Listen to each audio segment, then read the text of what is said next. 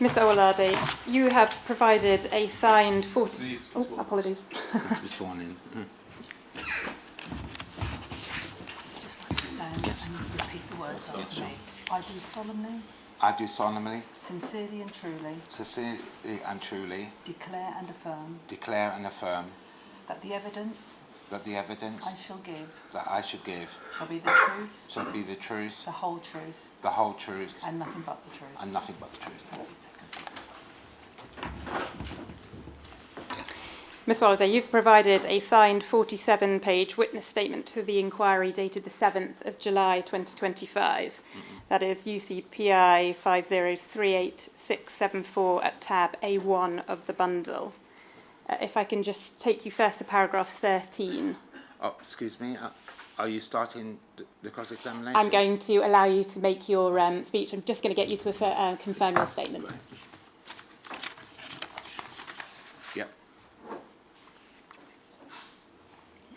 Looking at paragraph 13 and the lesbian and gay campaign against racism and fascism, is there anything you would like to correct in that paragraph? Yeah. In fact, the MFJ was set up after the Roland Adams demonstration and campaign. In fact, my involvement in support of the Roland Adams campaign... Can I just pause you there? This is about the lesbian and gay campaign against racism and fascism, and it says this was set up by MFJ and I led this around the 1990s. Is there anything you'd like to correct about that? Yeah, MFJ was set up after this group. This group was based from people that were active in the lesbian and gay support the minors group, which I was very active with. So, and then when the fascists started to intervene in the community, we all came together. Okay, and so also the real. The correction is it wasn't set up by Movement for Justice. That's right.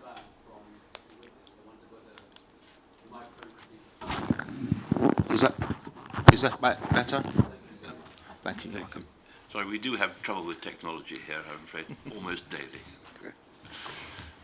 And the next paragraph 205. Page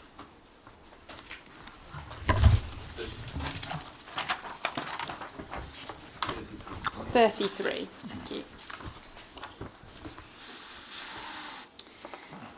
This paragraph, we were involved with it due to being involved in a similar case, that of Roland Adams, a 15-year-old boy who'd been stabbed in a racist attack 2 years prior to Stephen Lawrence's murder. Mm-hmm. Was there anything you would like to correct in this statement, paragraph? Yeah, I mean, obviously, I was repeating that question before. The Roland Adams case was before MFJ was set up.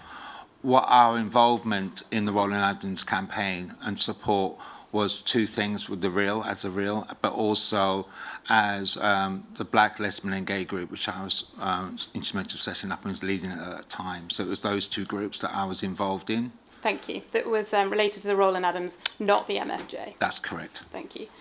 You've also provided a second witness statement to the inquiry dated the 17th of November 2025. That's UCPI 5039429.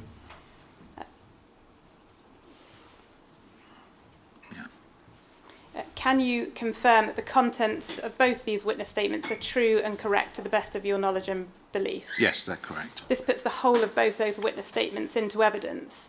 And I understand you would like to say a few words before I start asking questions, and please take the opportunity now. Great.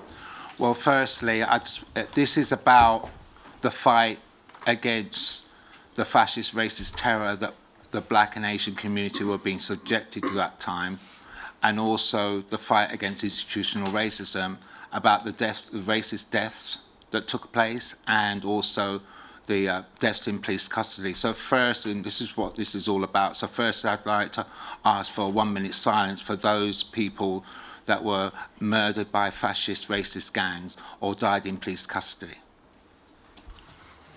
Can we all stand, please?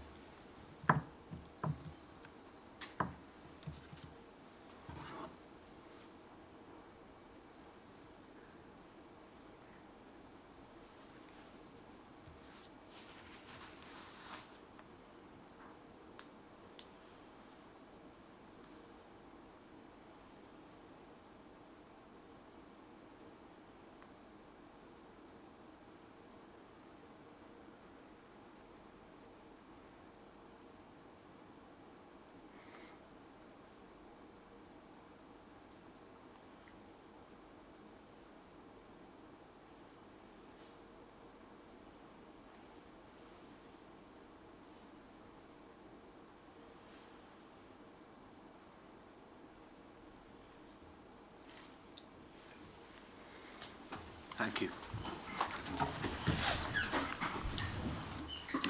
Yeah, the reason why I was asked to, I wanted to make a brief opening statement, because I think from what I've observed so far in the inquiry and the way things go, it's all based, things are turned up the wrong way round.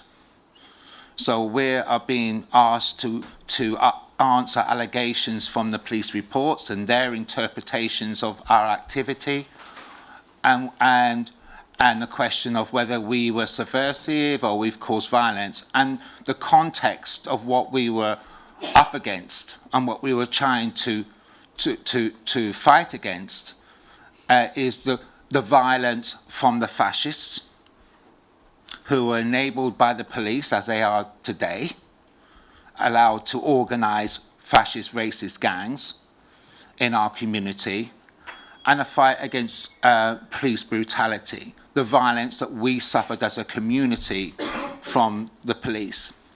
And I want to really put that into context. That is the context of what we what was in the reason why the police were infiltrating and deciding to sabotage our campaign to expose that injustice. In fact, it's been shocking for me, because I read through the statistics of deaths in police custody from the 80s and 90s onwards, and also the level of racist attacks. And there were massive numbers. I was taken aback about what we as a black and Asian community was facing at that time. The fascists were organising a campaign to organise racists in areas in our community in order to attack us and to murder us. Every time the fascists organised public rallies or demonstrations, racist attacks followed in every incident. So the fact that the fascists were allowed to publicly demonstrate was a way of organising racist terror against our community. In every single situation, the police protected their right to organise their terror campaign. If the police did not protect them, they would not have the nerve, because they are cowards, to even do that. So the police enabled the fascists and the racists to attack us and to lead to murders. So that's number one. Our response, the politicians, as today, were normalising fascism, were normalising racism. They were pandering, trying to compete, like this government is doing, with the racists and fascists. And we were faced with that. So none of the politicians in reality were coming to our aid. We had no choice. We had no choice but to organise for our defence. And it was a life and death matter.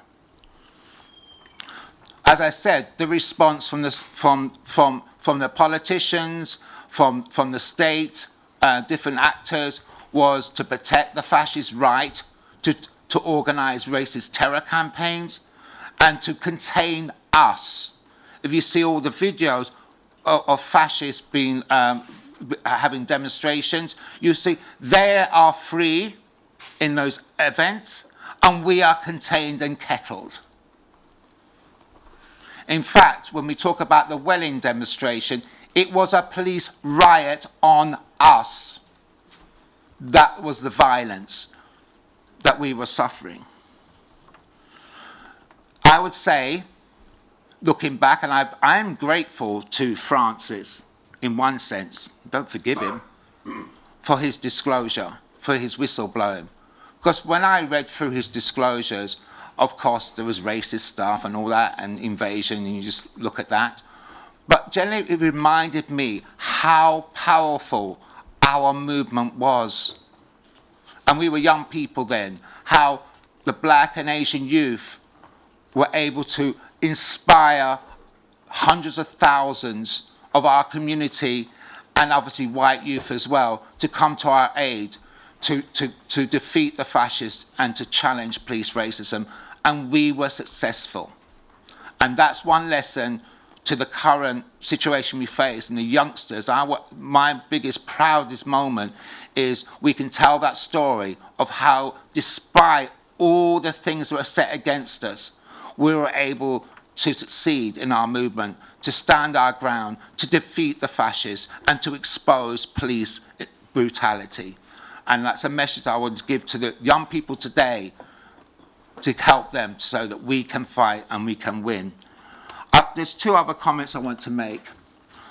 It's in relation, because I know I'm going to be asked to comment on the various reports that Francis and Hagen have said about myself, my organisation, my motives, my politics, etc. And I know I got a sense that one of the defence of the police will be is that people like Francis, that half the things they have said aren't true. And I suppose they do that for Hagen to discredit their credibility about what they're saying. Of course, they're racist tropes. The way they said that left-wing groups are trying to use racism. Obviously, that's a completely racist view. As black people, we have our own agency. It wasn't, we didn't need to be used to call for support and fight against racism. The stuff about referring to black people in the community as the mob, as the rabble, obviously they are racist tropes and other inaccuracies.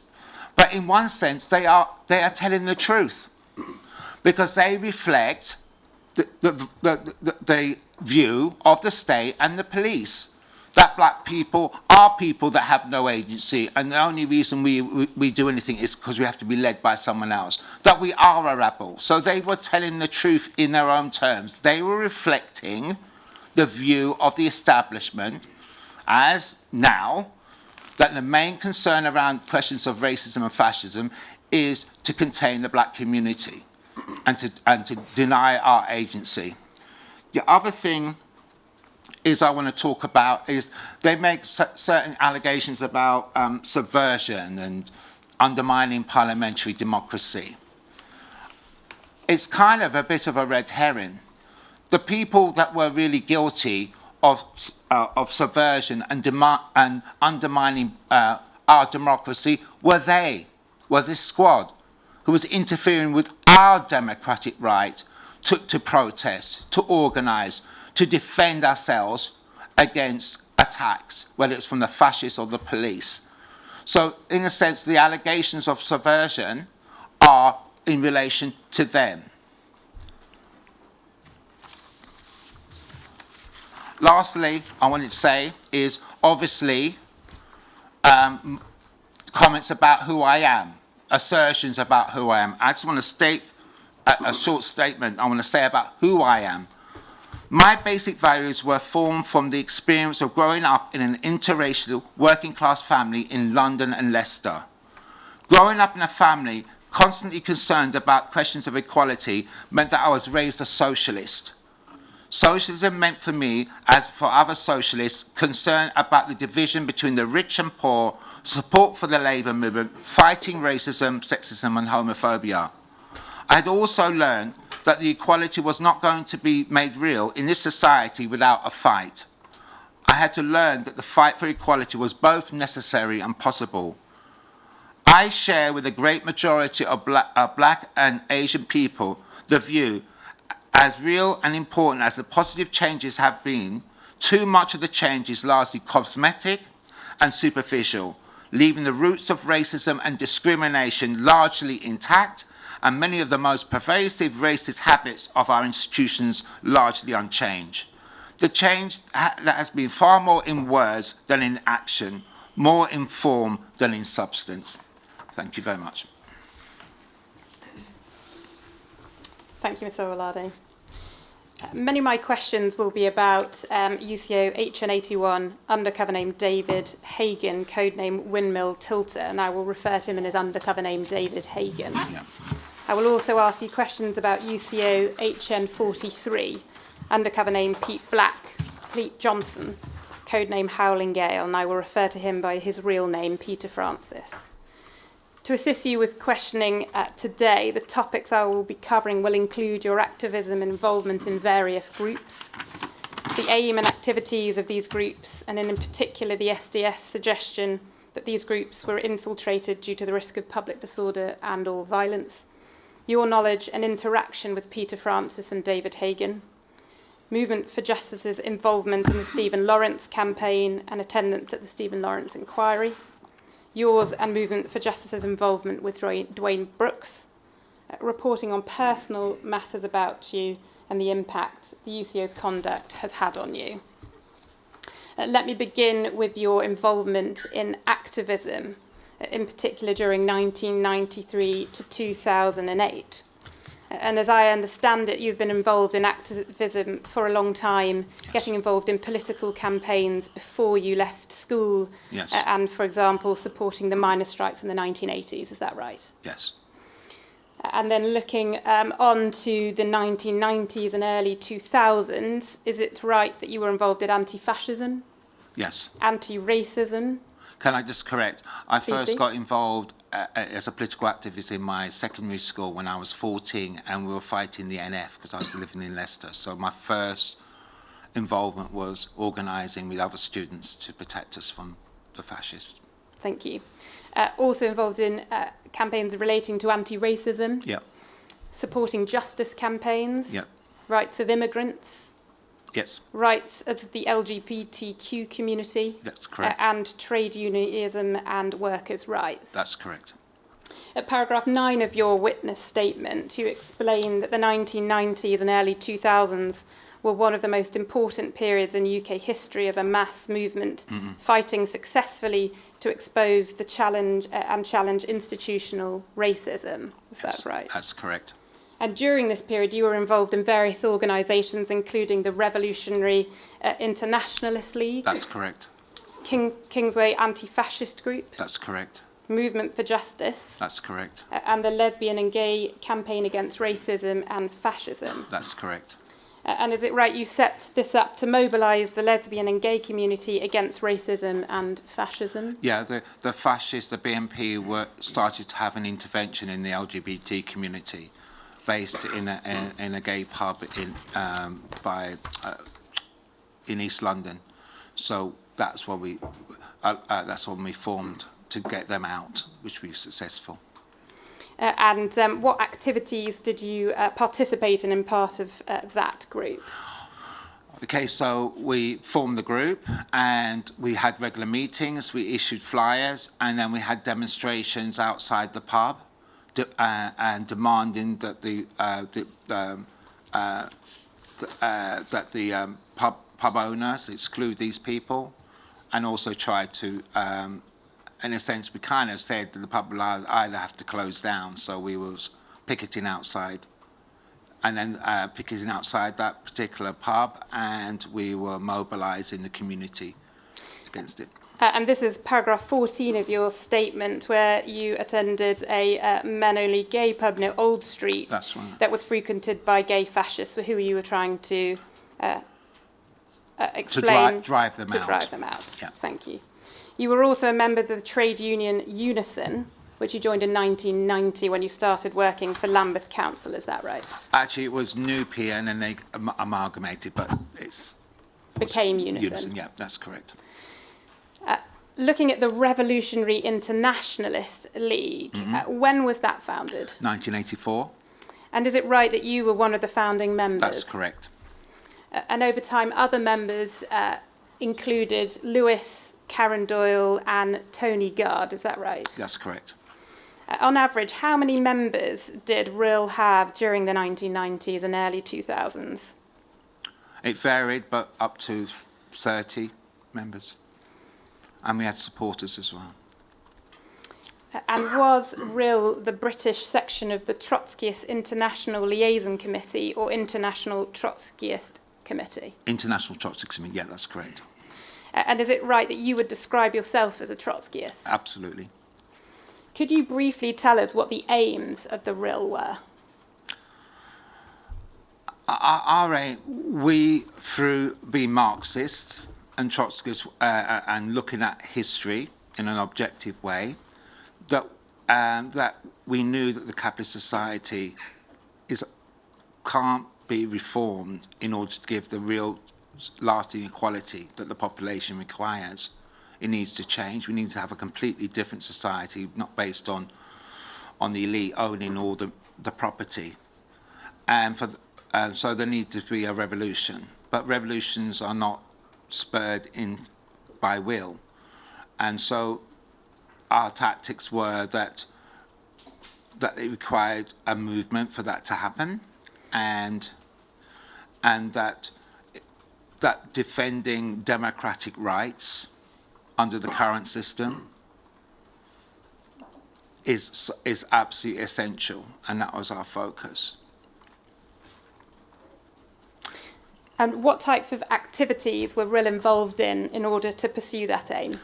We were helping to mobilise if there was demonstrations and fights to protect immigrants, migrants, around the LGBT, to fight homophobia, and organising a left-wing part of that movement. We were around the miners and industrial struggles. We were obviously supporters as other activists were. We were around all the things that were happening, all the struggles that are either fighting against repression or fighting to defend rights that are under attack. Can I bring up on screen UCPI 5034504, tab B3 of Owolade's bundle, please, page 2.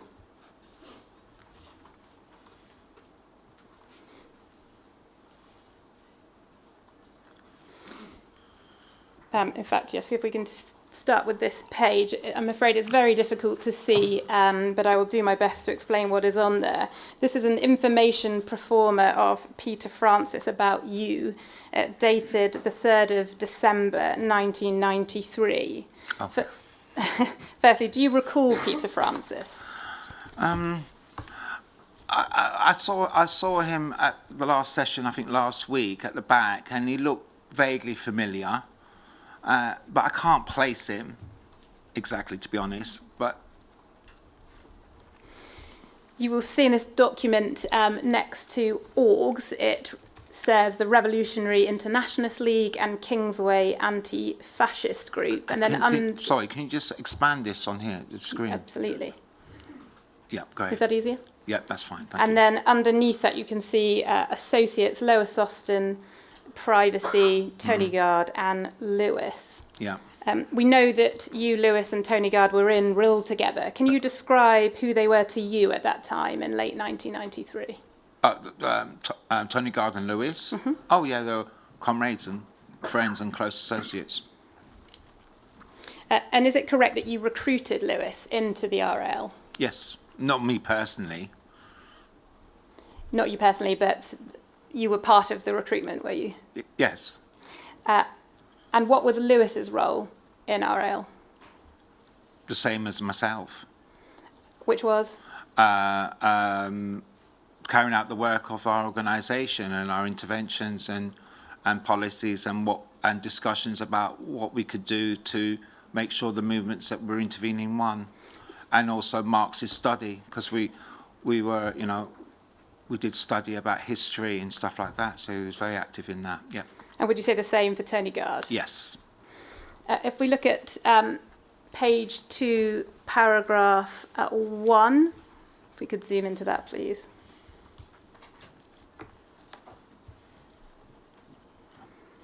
It says, Alexander Owolade, previously reported as Alexander Snoo, is the chairman of the RIL and a totally committed Trotskyist.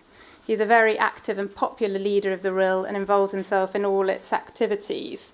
As I understand that you were not the chairman. No, I don't think I was. I may have chaired meetings, but And was there a chairman of RIL? I think there was, and I can't recall who was. I mean, I was part of the central leadership of the RIL. So you agree that you were an active and Yeah. popular leader? Yes, or popular, hopefully, yes. In his evidence last week, Lewis described you as maybe more the leader of the action wing of the group. Do you agree with that?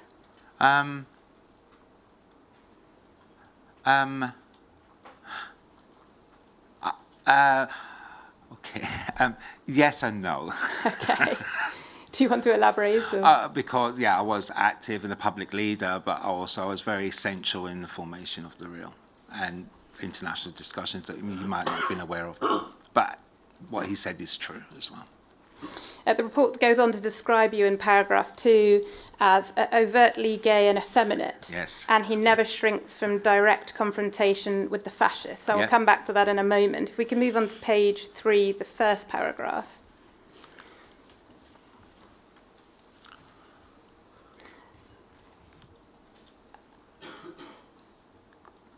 Can you just enlarge that a bit? That's being done. Thank you. The first paragraph report talks about your arrest on the 6th of November Oh, yes. 1994. Again, I will come back to that in a moment. If we first look at the last paragraph, it states, despite the above, Owolade is in fact an extremely intelligent and competent individual and most security conscious. He is, however, totally dominated by Lewis, who perhaps would be a more natural choice for the post of chairman of RIL, but for the fact that the latter believes a gay IC3 in that position is potentially good for recruitment. And the inquiry is interested in the accuracy and tone of SDS reporting. Do you agree with the description of yourself as extremely intelligent, competent individual and most security conscious? Yes, I think. I think most people are intelligent, especially working class and black people.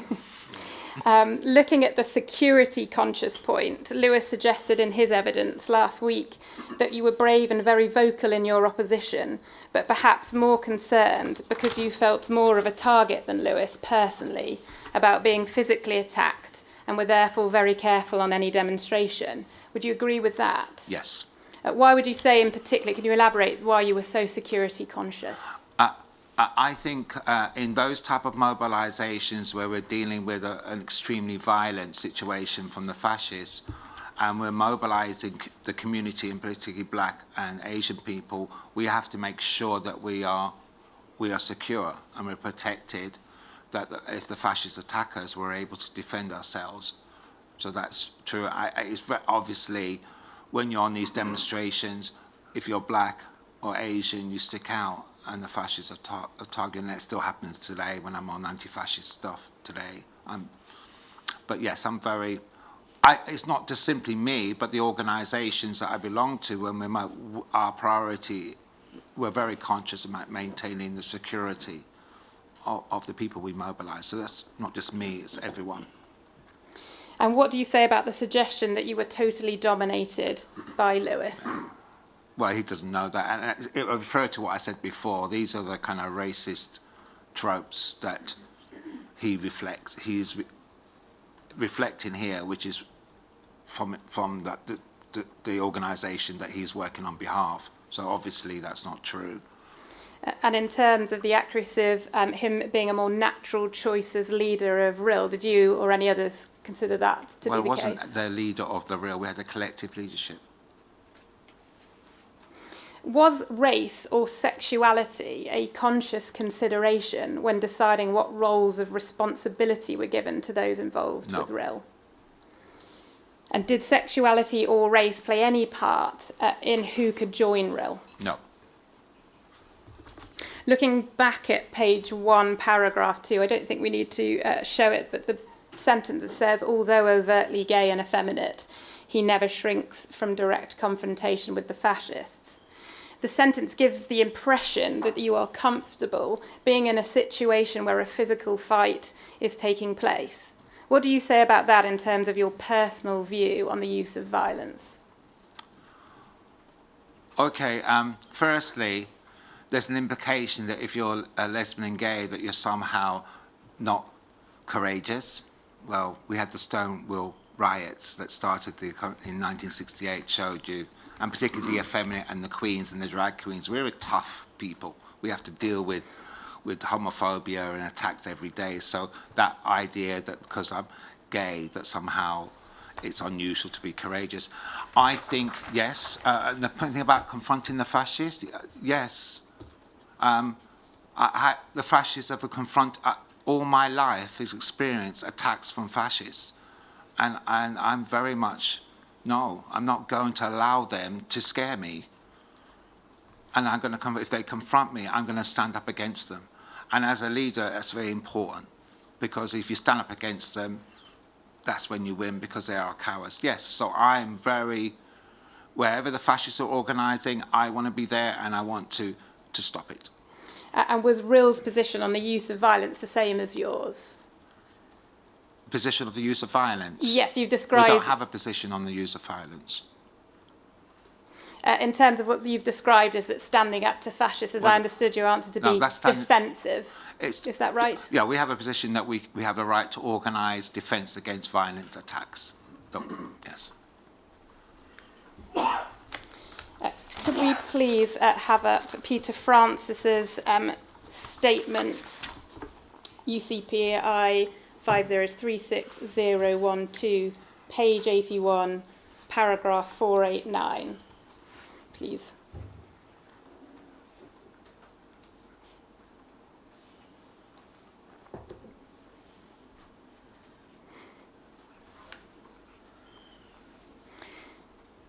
Peter Francis says, I was tasked with reporting on subversives, and I identified Alex Owolade as ticking all the boxes for subversion. He was a card-carrying member of the Revolutionary Internationalist League and a Unison member. There was a concern about him steering Unison in the wrong direction, i.e. towards the real agenda. While I was not specifically directed towards Alex in any tasking, it was part of my overall role to report on subversives. Again, I note that no one came back to me and said that my reporting on Alex was not of interest or importance or impermissible.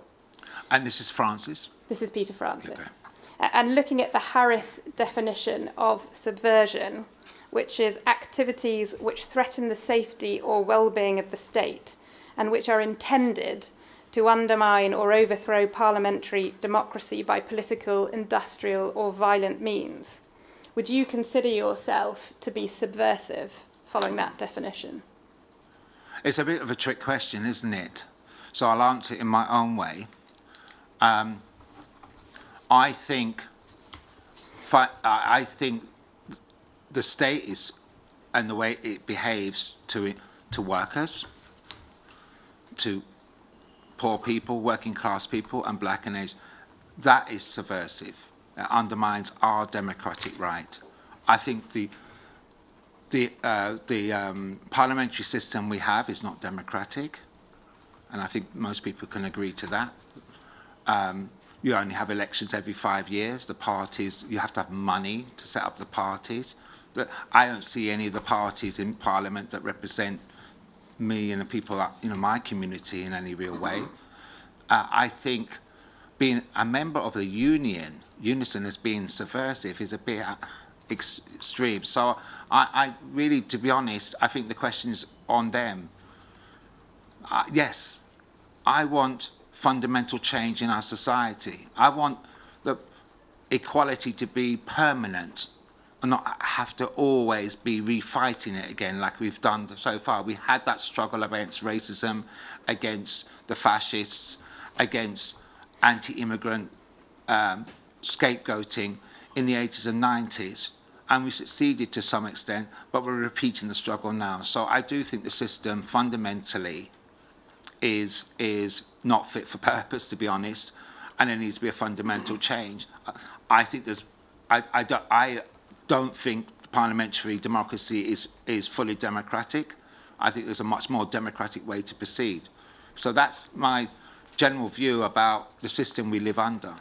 But it's very strange because it's a kind of thing to use, because every fundamental change in human history you could call it subversive. The current system we live in came out of the fight for parliamentarism, came out of the English Civil War, which 250,000 people died. And I'm sure they were called subversives by the monarchs. So it's a kind of, you know, if you want real change and permanent equality, then of course the current system is going to refer to that. So that's my answer to that, really, if that's enough. Thank you. And in terms of the groups you were involved in, so Yeah. RIL, Yeah. Kingsway Anti-Fascist Group and Movement for Justice, Yeah. do they have a similar view No, to you? no, they're not. They're not. They don't have a revolutionary program. In Movement for Justice specifically, and I think I put out a pledge that describes what that is based on. Fundamentally, anyone can be part of Movement for Justice if they agreed. Our first thing is that we must always fight to speak the truth about racism, and we have to organise an independent movement that's independent of the system. What about RIL? What do you mean? In terms of the subversion point, and whether they have a similar view to you in terms of subversion that you've just described? I think so, yeah.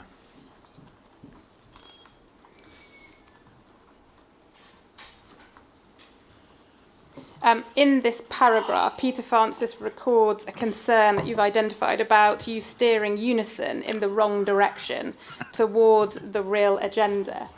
Firstly, did RIL members often join trade unions?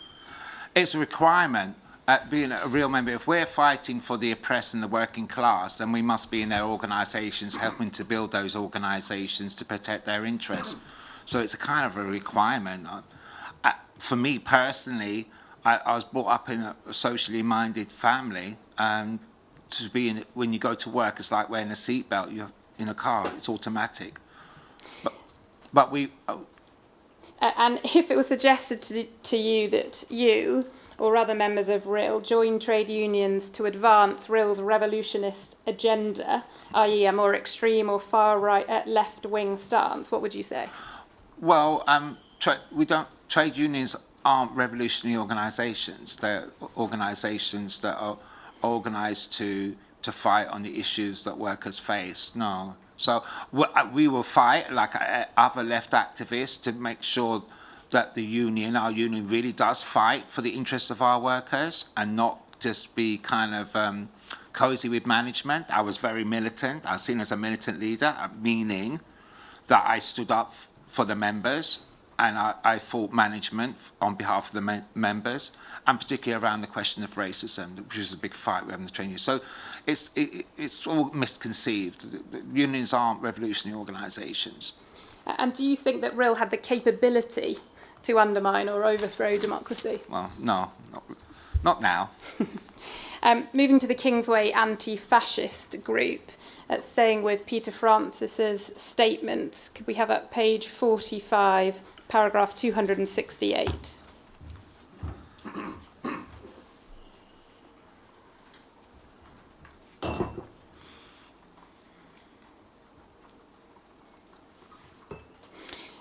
So Peter Francis says, for example, I was tasked to find out more about Lewis and his Kingsway Anti-Fascist Group.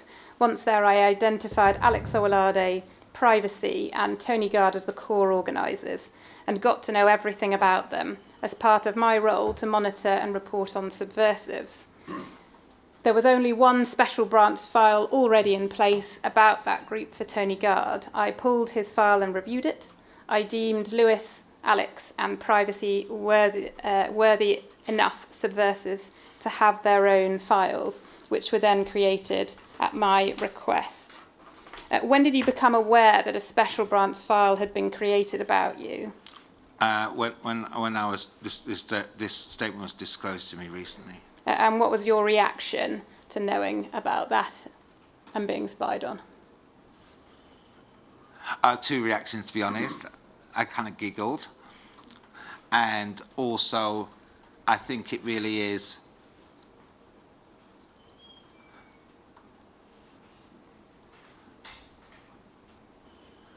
it's very clear that the state, anyone who fights for equality is now going to be subjected to surveillance. And obviously when you have a file, then they're looking to try and find things or to create a situation where they can prevent you doing what you're doing. It's a massive attack on my rights, of people's rights to actually organise protests. So yeah, it's an invasion, and I think it's. I'd like to see what's on it. I'd like to see it. Yeah. Is it right that Lewis set up Kingsway anti-fascist group? Yes, he was part of it. He was a student there at the time. And you, Karen Doyle and Tony Gard were founding members, is that right? Well, and Karen was at the college. Was I meant to say that? Oh. That's fine. And also Tony wasn't, and I was working in Lambeth Council, but we were supported. So I'd go to the meetings when I could. But you weren't a student at Kingsway No. College, no. And am I right, it was founded in approximately 1993? That's that correct, right? yeah. And in the 1990s through to the early 2000s, again, on average, how many members did KAFG have? I think they may. I'm being very approximate. Oh, please, yes. It's a different. I think core members, 30 or 40, but also they had the support of the entire student body, you know. So when we'd have like demonstrations or even occupations around issues in the college, you know, of the canteen, there'd be hundreds. So I think a lot of people in these groups would say, and it's the truth for Movement for Justice, there's a lot of people who say they identify, they see themselves as a member but not an active member. So I say a core group of about 30 or so. And what were KAFG's aims? Aims? I can't recall the details, but... Just a summary. Well, it's what in the name. It was to organise students, to organise against fascism and racism, because at that time, as we were saying, there was one of our students there was violently attacked and nearly murdered, Shah Alam, and a lot of students were from East London, a Bengali Muslim community that were under particular attacks. So yeah, that was the purpose of that group. And is it right that KAFG were involved in various racial justice campaigns? Yes. Can I move in Peter Francis's statement to page 55, paragraphs 324 to 325? You can see in paragraph 324, Peter Francis lists the groups that he targeted, and you can see the Kingsway Anti-Fascist Group, Yeah. Revolutionary Internationalist League. Yeah. And then moving to paragraph 325, if we could zoom in on that list, please. He says, I was also tasked at various points during my deployment to report back on a number of single-issue campaigns running alongside my target groups. And you can see the list there. I can read them out if you need me to. Do you recall KAFG or MFJ being involved in these justice campaigns? Is it easy if I read them out to you, Mr. Owolade? I can say, do you want to read them out? Sure. Roland Adams. Do you want to just read all of them out? Sure. Roland Adams, Mukhtar Ahmed, Shah Alam, Qudus Ali, Gurdeep Bangal, Brian Douglas, Wayne Douglas, Rohit Duggal, Joy Gardner, Cynthia Jarrett, Shiji Lapit, Stephen Lawrence, Ibrahim Assay, and then the groups of Direct Action Network Disabilities Campaign Group, Broadwater Farm Defence Campaign, Winston Silcock Defence Campaign, the M25-3 Campaign, and Panther UK. Okay, and what's the question? Do you recall if KAFG or MFJ were involved in these justice campaigns? Yeah, we would have been supporting them. Do you think all of them? All of them, except the UK Panther was a separate group. Yeah. It wasn't a justice campaign, it was a group of... And did you hold or attend meetings and demonstrations for these justice Yes. campaigns? Yes. You have mentioned that you have a vague recollection of Peter Francis. Yeah. Do you recall if Peter Francis was present at any of those demonstrations or meetings relating to these campaigns? No, I don't recall that. He may have been, but I can't. Moving to Movement for Justice. At paragraph 17 of your witness statement, that's UCPI 5038674 tab A1 of Mr. Owolade's bundle. You've mentioned this briefly already.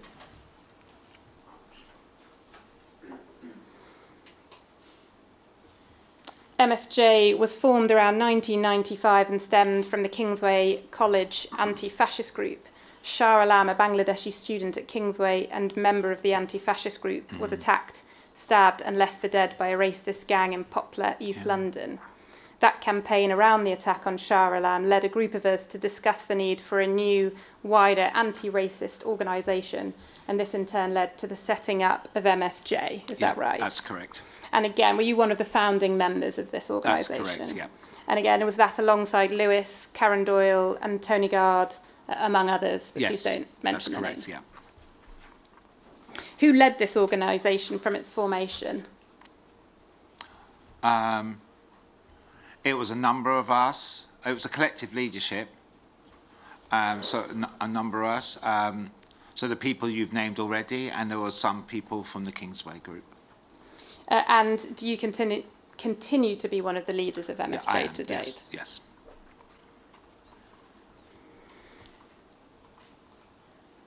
Could we please bring up on screen MPS 40561 tab B7 of MFJ bundle?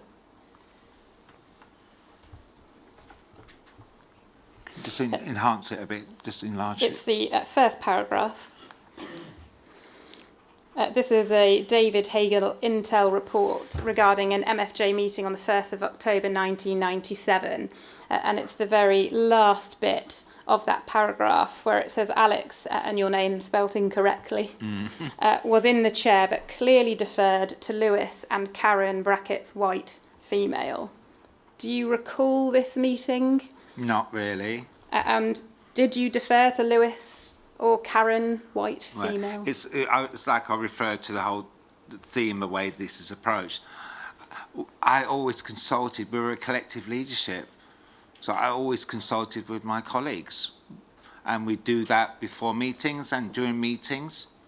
So consult. It wasn't meant to be. It's not deferred. It's consult, and that's a practice that I continue. Thank you. You say at paragraph 23 of your statement that your campaigns at MFJ were entirely open. Is that right? That's correct. And at paragraph 26 of your statement that there was no formal membership for MFJ as long as a person identifies with your pledge and is willing to act on it, they are welcome. Yes. But you also say that pledge that you have exhibited, and we'll come to in a moment, was not introduced until 2005-2006. Yes. So in the late 1990s, early 2000s, could anyone join MFJ? But based on the pledge, we formulated the pledge, but that was what we'd be saying. Essentially, the two things was prepared to speak the truth about racism, to build an independent movement. And also, MFJ wasn't just simply a campaign organisation. It was an organisation to train leaders of our movement, because being a leader of a movement, we require, to develop as leaders, gain our confidence and stuff like that. So yes, so the same principles of the pledge applied then. And I understand you do remember David Hagen. Yes. Do you recall when he first attended an MFJ meeting? No, not specifically. I think David Hagen says in his witness statement, if we can bring that up, MPS-0748738, page 28, paragraph 90.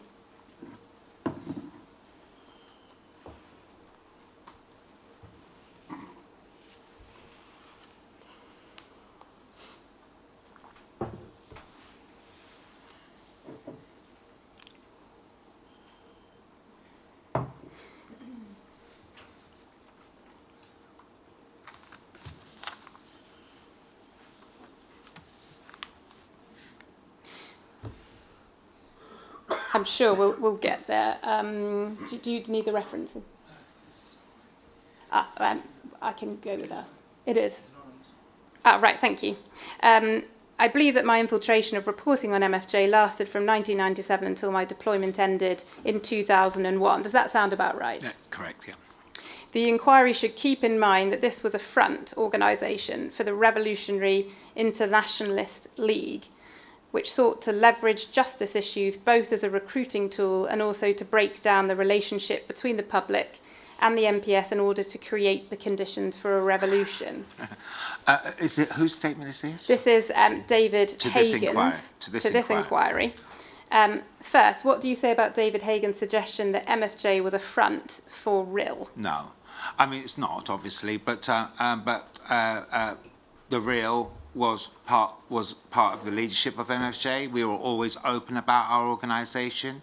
People weren't required to agree with us or to join us to be active parts and play leading parts in MFJ, so it's not true. And as I understand it, you say that RIL and MFJ, they're just completely two separate groups. Is that right? They're separate groups, but obviously RIL members, we were the ones that felt very much at the time that there needed to be a general organisation like MFJ. Looking at the next part of what Peter Francis says, did RIL through MFJ try to leverage justice issues to recruit? I don't know what he means leverage. It's kind of like it's like we're using justice issues as for a motive, and that's obviously not. That's just a trope. It's not correct. Of course, anyone who is interested, who through the course of the struggle realises they're interested in what we were saying, of course we'd recruit them. And then the final part, or to break down the relationship between the public and the police to create the conditions for a revolution. Is that accurate? I think the police are doing the job for us, really, on that. It's not really.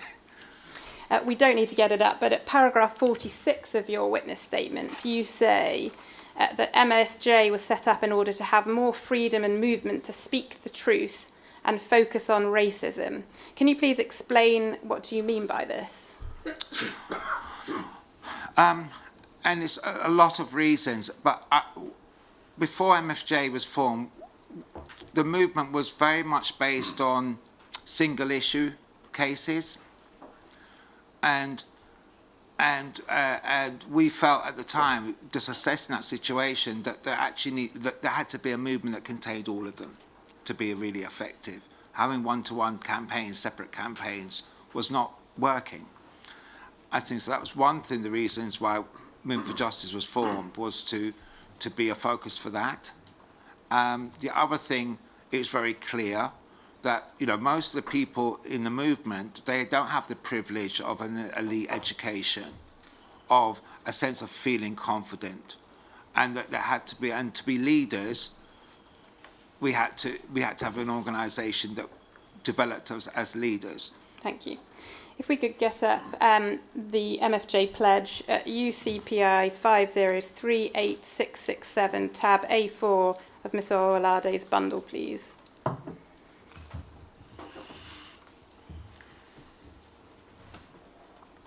This is the pledge that you've explained was created in 2005 and 2006, but did apply at the time it was MFJ was created. I just want to take you to a couple of parts of it on page 1 underneath the heading. The headline aim is to building an independent, integrated mass youth and student-led civil rights movement. Was that the aim, the ultimate aim in the late 1990s? And it's the aim now. And the aim now, thank you. Page 2, paragraph 2. If the oppressed of this nation unite and assert our great collective social power through the building of a new youth-led mass, militant, integrated movement, independent of the Labour Party, Britain can become our nation a truly egalitarian and deeply human society, a model of diversity, equality, mutual respect and human progress for the rest of the world to emulate. Yeah. Can you explain what is meant by the use of the word militant? Militant in the phrase that we'd speak the truth, and that we'd organise militant action like demonstrations, etc. Militancy is a term that's very common in the labour movement and in the history of all kind of struggles. we refer to ourselves as militant, that we're prepared to stand and organise and fight for what we believe in. And so it's common phrase. I don't. If we can move down to paragraph 4.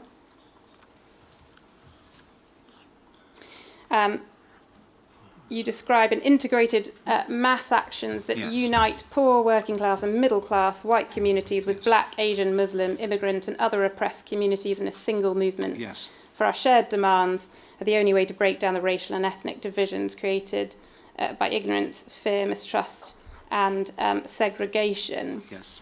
And this was the same in the 1990s Yes, and early that's 2000s. correct. If we could go, please, to MPS 001786 at tab B100 of the MFJ bundle.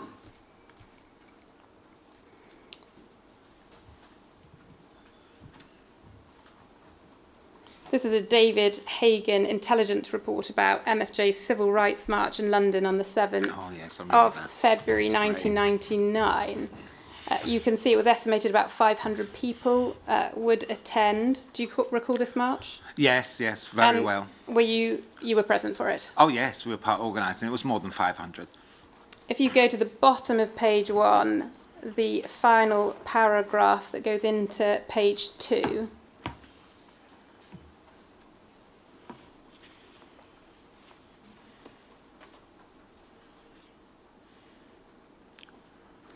It states another cause for concern within MFJ was the makeup of the crowd, which they assessed as a 50-50 split between black and whites, thus indicating their failure to bring the black community out onto the streets in sufficient numbers, especially considering that MFJ concentrate on black issues.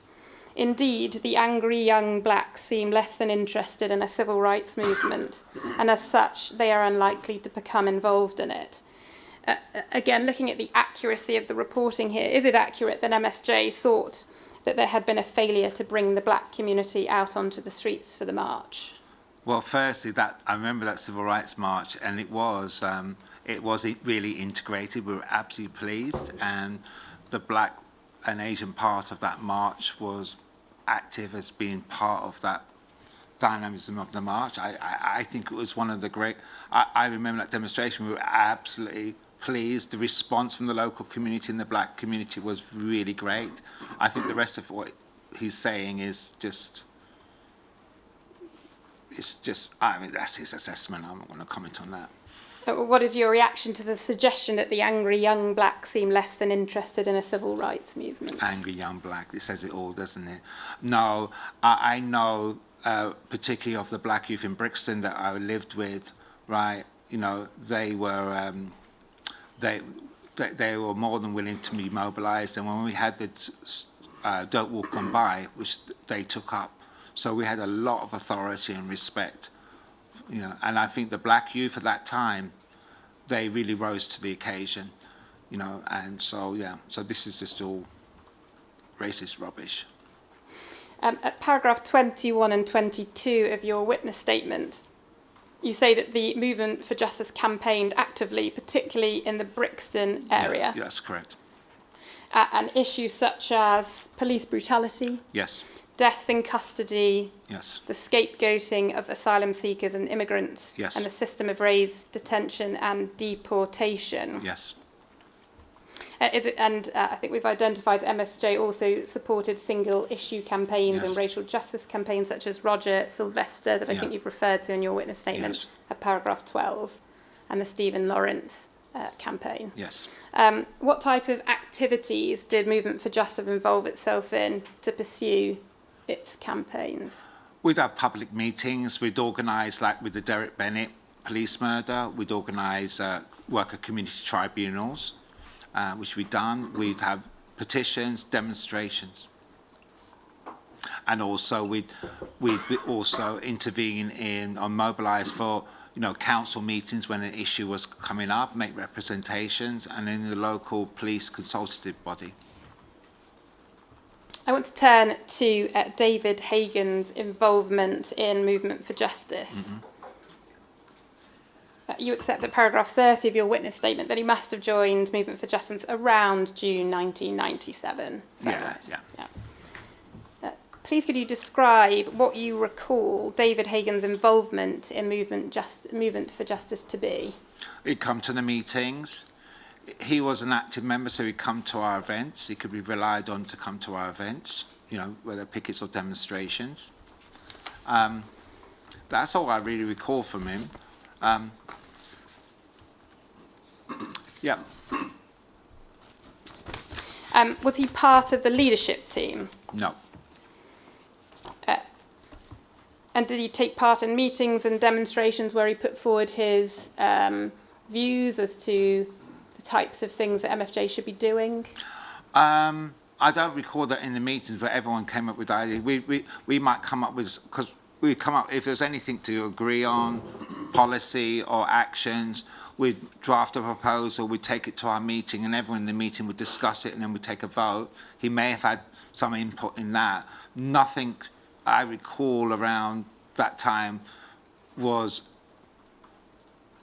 agreed specifically because of his interventions. The only kind of interventions I recall is on the Bermondsey situation that I recall. I will come to that later. But as I understand it from paragraph 33 of your witness statement, you recall him being involved in 4 particular events. When the police sought to criminalise Dwayne Brooks, Yes. the Stephen Lawrence inquiry, Yes. and during the campaign around policing in Brixton and Bermondsey. Yes. If we could bring up David Hagan's witness statement, page 55, paragraph 172.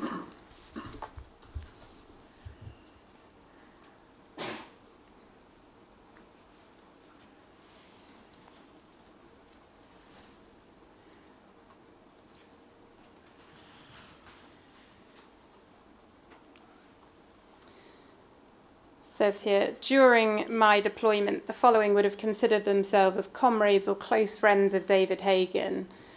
And you see there B, Alex Owolade, Karen Doyle and Tony Gard of the MFJ.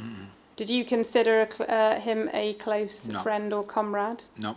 And how do you see your relationship with David Hagan at the time? I mean, he was very cordial towards me, and as a white male, I noted that he wasn't as patronising. Obviously, I hadn't seen all this, and so that explains that. But no, he was an activist, so he was an associate, you know. And most of the times, our interactions were in meetings or actions that we'd organised or actions we were supporting. And I think at paragraph 221 of your witness statement, you describe it as a professional relationship with him. Absolutely. So did you see him outside of MFJ meetings No. and demonstrations? If we can go to the next paragraph in David Hagan's statement, paragraph 173. David Hagan describes himself saying, beyond being a trusted but not 100% reliable activist, I did not assume any positions of responsibility within the organisations despite their best efforts to get me to do so.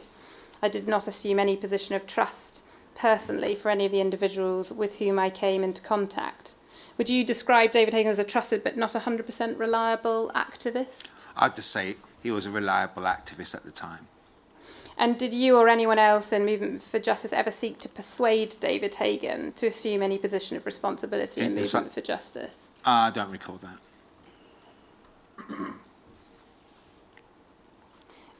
You say you didn't see David Hagan outside of MFJ activities, but do you recall ever going to each other's houses? No. Would you ever have held a Movement for Justice meeting at your home that he may have attended? No. I had a very small flat, and it's private. And do you recall discussing any personal matters Never. with him? If we can move on to another topic, and in your witness statement, please, 5038674 tab A1, paragraph 49.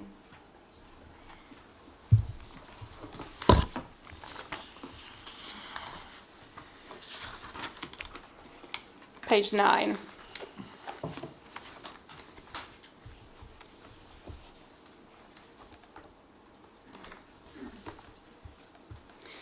So at this point in your witness statement, in response to a question about whether you advocated, provoked or approved of public disorder, breaking the law, subversion, in furtherance of your or your group's aims, your response included this.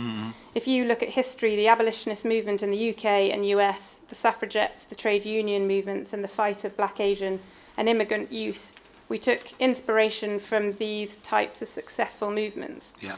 Can you please elaborate what you mean in terms of MFJ's approach to public disorder and violence? Approach to public disorder. Okay, so I mean the question, I want to reverse the question. Our approach to violence or threats against us, the abolitionist movement, I mean, one of the inspirations was it was mass. It was, I know in Britain, it started with a boycott campaign, had demonstrations in the US as well, and in Britain, the abolition movement meant that when slaves came with their masters to the ports in Britain, particularly in London, right, there was a campaign to physically free the slaves and to protect them. So that's inspiration, or confronting the slave masters and making sure that I think all these movements which people are aware of, they were mass movements. They were and they were movements that were successful, and all those movements would be called at that time subversive. So that's why I said that. And in looking at your personal view on using violence in protests or demonstrations, again, what would you say about that? For example, defensive? Would you use preemptive force in terms of demonstrations? Yeah, see, so it's not.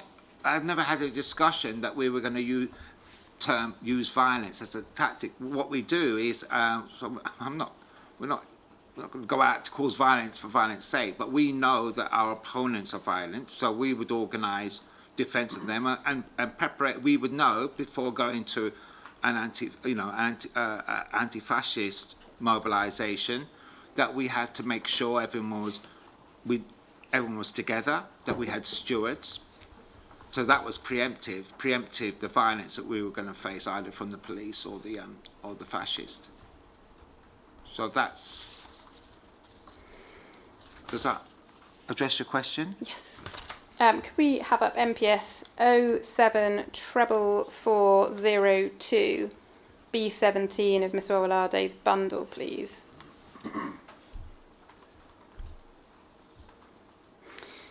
You can see this is a special branch report dated the 14th of February 1995. And you can see in the left-hand column the subject is you.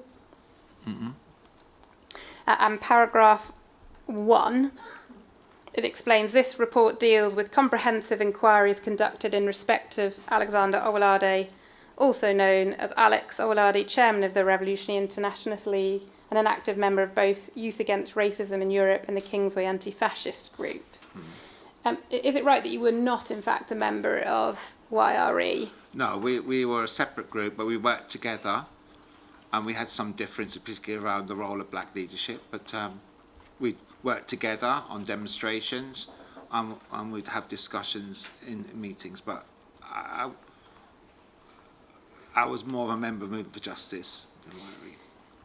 And as I understand it from paragraph 159 of your witness statements, you did attend YRE meetings, but as part of MFJ. That's correct. And what would have been your role in those YRE meetings as part of MFJ?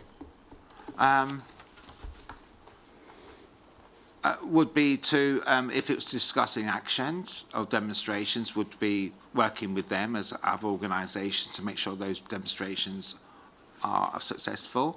I think we had political discussions, debates with the YRE. There was some differences, as I said, particularly on the role of not just black leadership, but on the role of racism as being essential for uniting the working class and the masses. If we go to page 2, paragraph 8, please.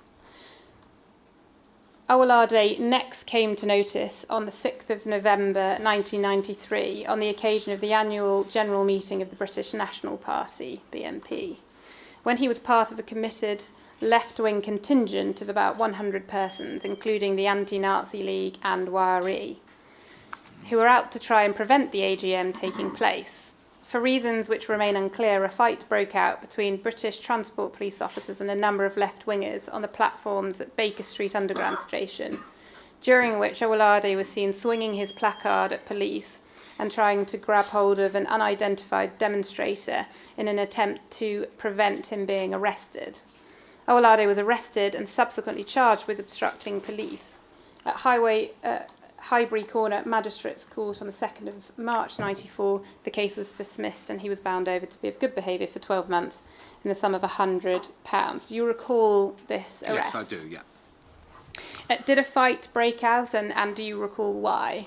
No, what I recall is we were in Baker Street Station and we were attacked by a group of police officers, and I remember specifically that there was one of the anti-fascists was on the floor, and there was 3 police officers on top of him, and my automatic reaction was to help the guy, so I grabbed up one of the police officers. You need to get off him, because I think he was being suffocated.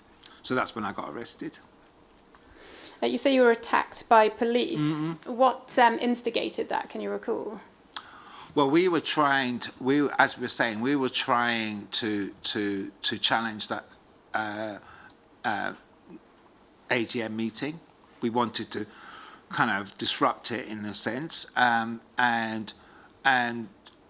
the police were chasing us. I remember at that time being chased around the streets with police, and I'm like, and then I think I can't understand, but I think we were on the tube station. I don't know whether we were dispersing or not, but then I remember we were underneath inside the thing, and suddenly all these police officers came from nowhere and started pushing and fighting with us and hitting us. And that's when this guy, 3 police officers jumped on this guy. He was on the floor underneath them. And then the report says that you were seen swinging a placard at police and trying to grab hold of an unidentified demonstrator. Is that accurate? I don't recall swinging placards. I don't think I was holding placards then. But I also, the unidentified demonstrator, I was trying to come to his aid. So your view on this, your evidence on this is that you were acting in defence of another? Yes, exactly. So in general, in terms of demonstrations you were involved in, is it your view, therefore, you were willing to use lawful violence at demonstrations, i.e. self-defence or defence of another? Yeah. I don't know about its lawfulness, but I think we have a right to defend ourselves, and we should exercise that, and we're for that. And we also have a right to prevent terror organisations from operating. If I can move to the next topic, I want to ask you about a document, if we can bring up, please, UCPI 5029708, tab B5 of Mr. Owolade's bundle. You can see this is a special branch report dated the 18th of January 1994. You can see in the top hand corner HN78, Trevor Morris, an SCS officer, and as I understand it, Peter Francis also contributed to this report. You can see from page 1, paragraph 1, if we can just expand that, thank you. It relates to an event when a number of left-wing groups, you can see there notably the Anti-Nazi League, YRE and AFA, tried to stop a concert by the skinhead music movement Blood and Honour on the 15th of January 1994. Yep. Do you recall this event? Yeah, I do. I think because in your witness statement, I think you said that you didn't recall it, but is that incorrect? Is that the same one where they kidnapped us on the train? On the train, yes. Yeah. Because I think it, in paragraph 120 to 129 of your witness statement, you describe it following a protest against a BNP march and blockading the road. Do you think that's actually incorrect? Yeah, I think this is more it's this correct. one. Yeah. Thank you. If we can go to page 3, paragraph 5.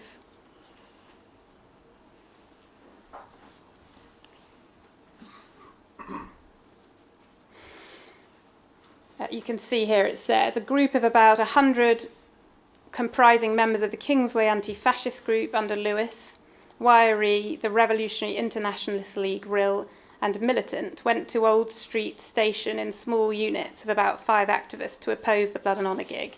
The Alliance of Anti-Fascists is notable because it contains mostly streetwise activists who are courageous in battle, almost to the point of madness. Just pausing there, did KAFG or RIL often demonstrate at extreme right-wing group events? Okay, you say extreme right wing. It's a bit of we're talking about fascists. Fascists. Yeah. Replace that with like fascists. the fascists today. They're not extreme right wing. They're fascists. And any time the fascists were trying to organise, we would be mobilising with everyone else against them. And if it was suggested to you that KAFG's attendance at fascist events was likely to cause physical confrontation, what would you say to that? I think any anti-fascist that turned up to protest a fascist mobilisation would face violence from the police. That's the truth of the matter. Just the police? Yes, Not because the police would protect the fascists. I mean, every demonstration there'd be rows and rows of police. You couldn't get anywhere near it, and if we were attempting to block a road or whatever we're trying to do to isolate or minimise their ability to promote themselves in that event, all the confrontations I've ever had with fascists, really to be honest, has been the police. What about the fascists themselves?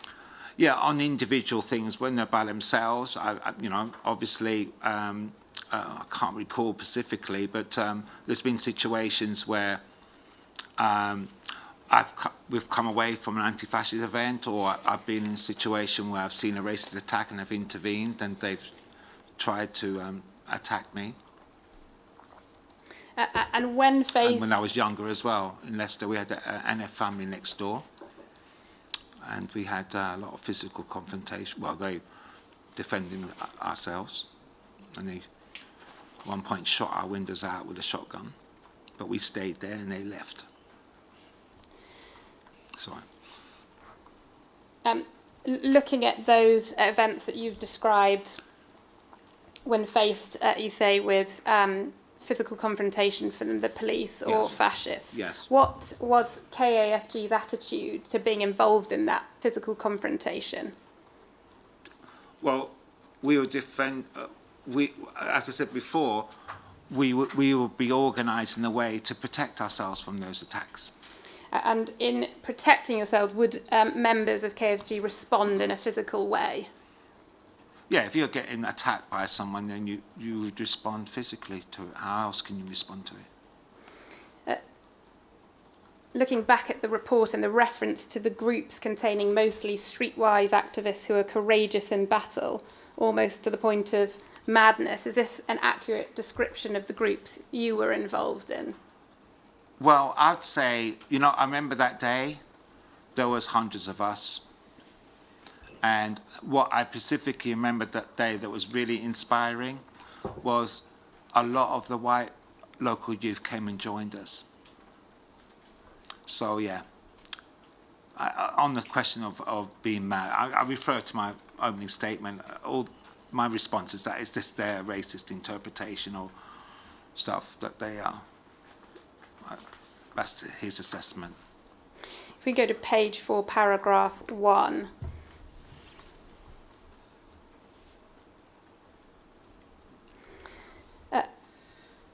So you see here, once the group arrived at Beacon Tree, they discovered that the gig had been cancelled, and their intelligence suggested that there was fighting in Bowray between skinheads and anti-fascists. Do you recall that? I remember it being cancelled, and it was an absolute victory. That was, I think the fact that we mobilised, and we were mobilising beforehand, and that we turned up on the day en masse really created a situation where they had cancelled. So that was a complete victory. So I was very happy about that. I didn't know anything about what was going on in Bow Road. It then goes on to say negotiations were entered into between Lois Austin, the group's spokesperson, and police. Austin rather naively accepted transport on a special train towards Bow Road to join the fray. Once the train, dubbed the Red Express, arrived and the demonstrators, including a number of ANL activists who were in the vicinity, had boarded, it became clear that the police had no intention of delivering their charges to Bow Road. So firstly, is it right that you know Lois Austin? Yes. And do you recall her negotiating with the police at this point? She may have. Were you I involved wasn't in that part at of those all? negotiations, no.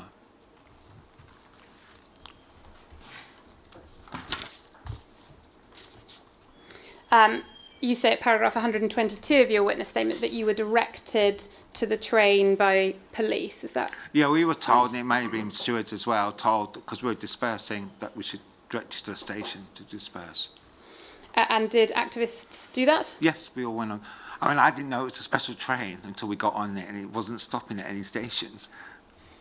And I think also at paragraph 123 at your witness statement, you note that at this point nobody had been cautioned or arrested. No. And what happened then once you got on the train? Well, the train just, it was quite bizarre. It was like the Twilight Zone. The train was packed with all of us, and we were just going by stations. It would slow down, and then it wouldn't stop, and then the doors wouldn't open, and it would go to the next station, and we were shouting and pressing the thing, what's going on? And the train just went on to Earl's Court. So we were on there for a long time. It was really quite... How long do you think you were on the train for? I can't remember. But it's kind of, where we were in Earl's Court are other sides of central London. So it was quite some time. And what was the atmosphere like on the train? Some people were really freaking out because it was really packed and the train wasn't stopping. I think and people were banging on the windows. I know people were banging on the windows when we slowed down, telling the passengers, we're being kidnapped. It was really bizarre. So yeah, I'm very upset. I'm not wondering what's going to happen, where we would be taken to. And you then arrive at Earl's Court and the doors open. Yes. What then happens? The police were there en masse, in riot gear and truncheons, and they just attacked us. I mean, it was just incredible. As we come out of the station, it was just like, wow. And they were just like, it was like a police riot. And in fact, some of the people who were just people walking by got caught up. I remember one lady got hit by the police, and she was just wandering from a hotel to go down to the shops or a cafe. It was like, yeah. Do you recall seeing anything that started the police's actions? No, completely unprovoked. Can you remind me how many people, activists, who were coming out of Earl's Court at that time? 200 or 300. And again, the number of police presence? Hundreds and hundreds. We just saw them all lined up on the street. And was it just the activists who were being hit? Or everyone, and even people just passers-by. And do you recall you or any other protest what you did in response to that? I remember me specifically because it was like a sudden attack. We had no time to prepare. And I remember carrying in a corner, a shop door corner, and I had 3 of my members, younger members, underneath me, and I was carrying on top to protect them. Do you recall people having any injuries? Oh, God, it was like a war zone. People were cut, bruises, blood. I remember boots opened up. The manager opened boots, and it was like a triage and first aid centre, yeah. And people walking around dazed.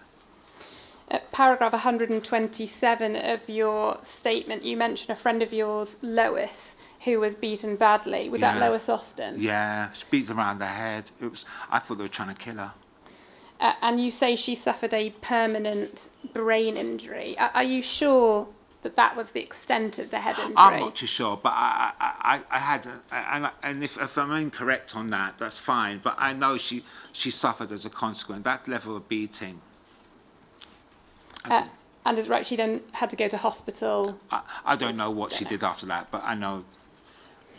How would you describe going through that experience? It was shocking. But it made me more determined. I wasn't going to we weren't going to submit to that type of intimidation.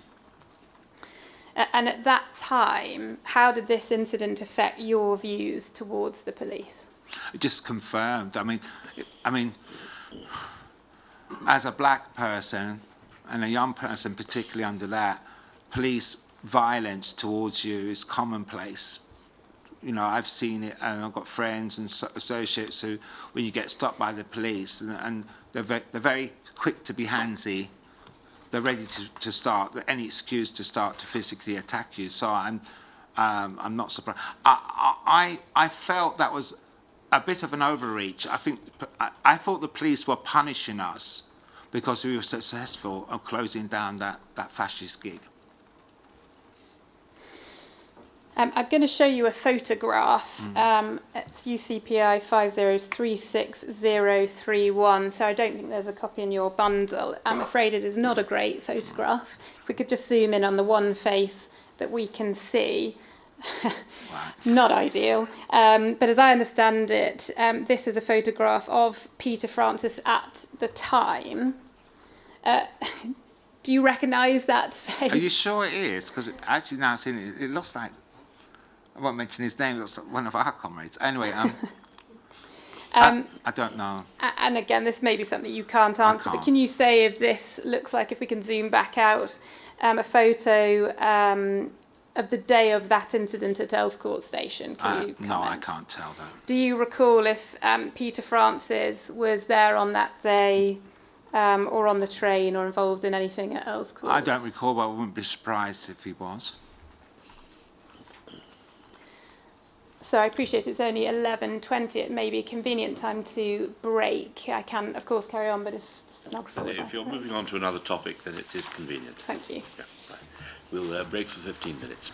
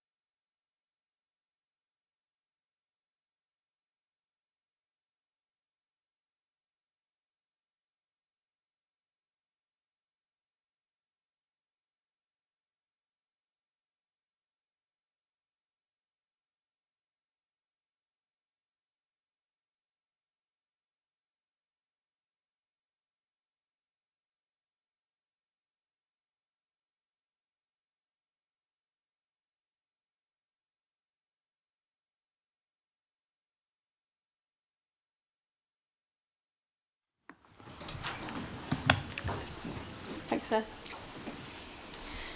Mr. Owolade, I would like to ask you about David Hagan and his reasons for targeting Movement for Justice.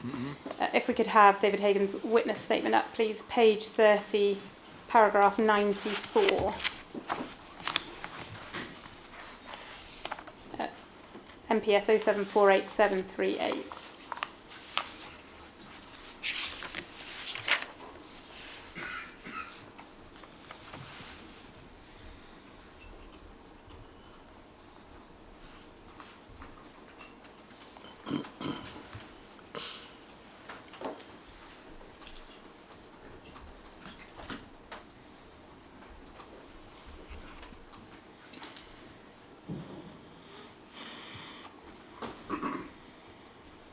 It's simply the final sentence. He says, the reason for targeting MFJ says, by the time I started associating with MFJ, the public order interest arose from their active opposition to stop and search. What do you say about the suggestion that MFJ were involved in public disorder by opposing stop and searches by police? Perhaps he's referring to the I Don't Walk on By Yes. campaign. So explain what that is. Please do. Yeah. So this was having a collective response from the community against police's harassment, particularly of black youth, by using their powers stop and search. And at the time, the stop and search use by police officers to black youth was just massive. And at some points when you'd walk through Brixton, if you were a black youth, and you saw some police officers, you'd be stopped and searched, and then they would provoke you because they get very handsy on you, and then suddenly you'd be arrested, and it'd be, you know. So the way to respond to that was we were saying people, when you see someone being stopped by the police, do not walk on by. Gather around, make sure the person's okay. Ask the police officers what's the reason for it. And we had bus cards as well, so we get the person's name and and we have solicitors, and it was very effective. I mean, very, very effective. It's a collective response to that type of police street harassment, and it also creates a situation, because what the police try and do is they pick on you and try and isolate you from everywhere else, and you feel very weak. You feel very unable to assert yourself, and by this crowding round, gave that person the confidence to assert themselves and to assert their rights. And stop and search really dramatically reduced. It's one of our most effective campaigns. Looking at what is being asserted here, though, is that you were causing public disorder because of this approach to stop and search. What do you say about that? But we're defending our rights. But Excuse me. as I say, the police and who these people are acting for see defence as being public order issue. Please may I have MPS 40425, tab B5 of the MFJ bundle.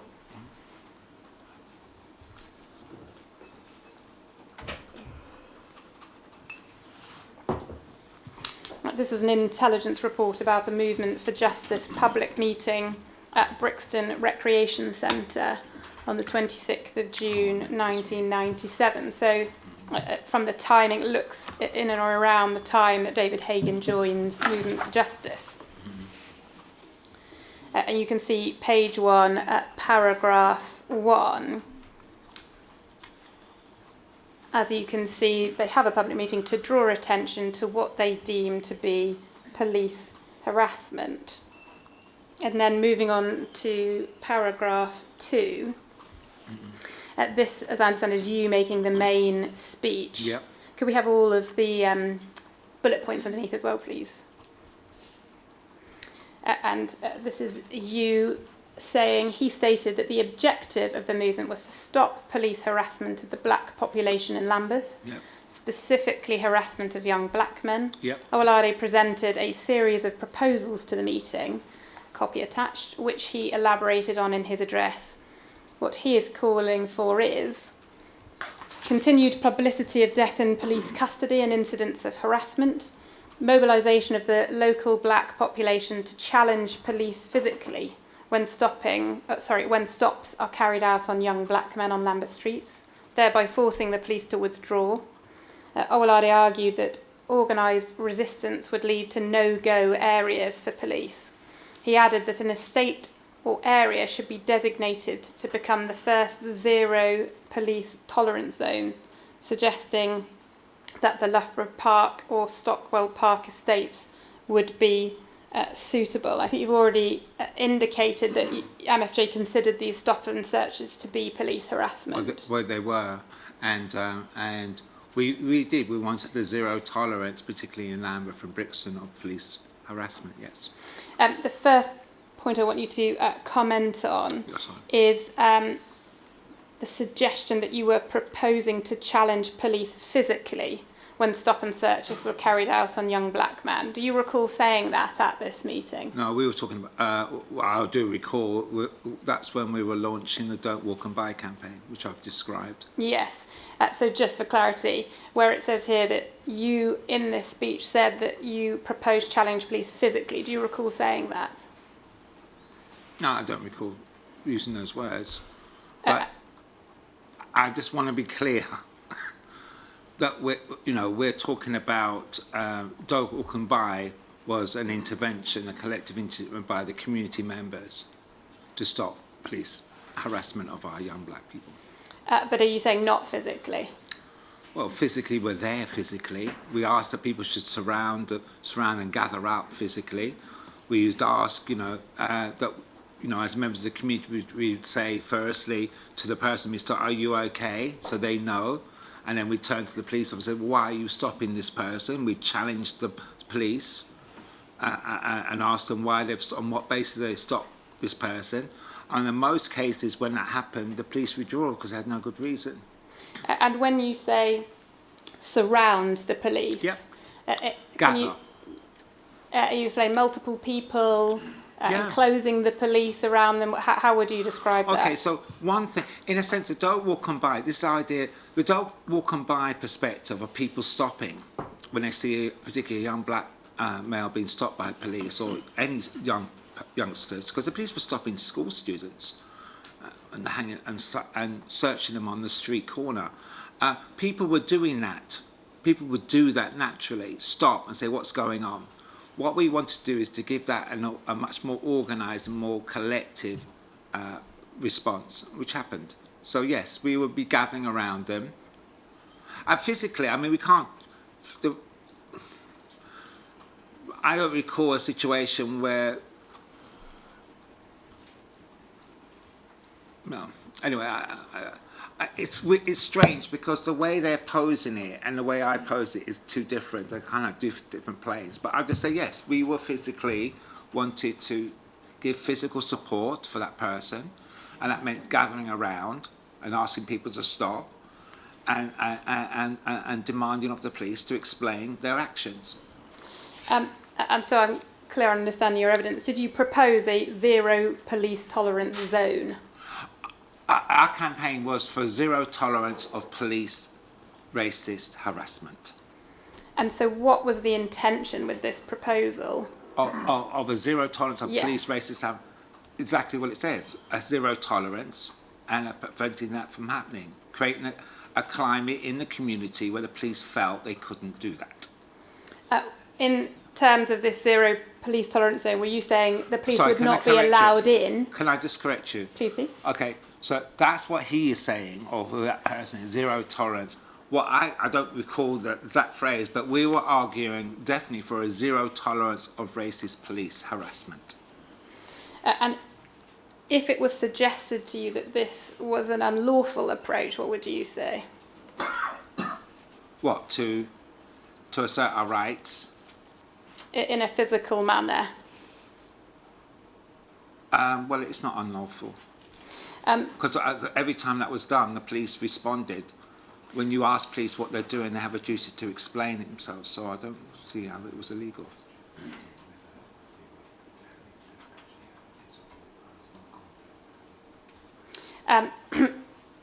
Were members of MFJ planning to have personal physical contact with the police? You must be joking. And as I understand it, MFJ did carry out this proposal. Yeah, it was a very successful campaign. And you say in your statement, paragraph 99, we don't need to get it up, that the police ended up complaining about that. Is that right? Oh, I noticed that, and it's one of the things that's useful about one of the useful things about the disclosure, because you get, even though it's distorted, you get an oh, we were really successful. Yes, I was very pleased to hear that they felt that. I mean, they'll word it in their own way. They'll say, "Oh, it's for public. You know, we're here to defend the public." All that stuff. You know, just take that as read. That's their mantra. But the fact that they felt that the community was holding them to account, and they felt they couldn't do as much of the harassment they were doing, I think that was excellent. I was very pleased to hear that. And lastly on this report, if we can go to the final sentence on page 1. This is about the meeting.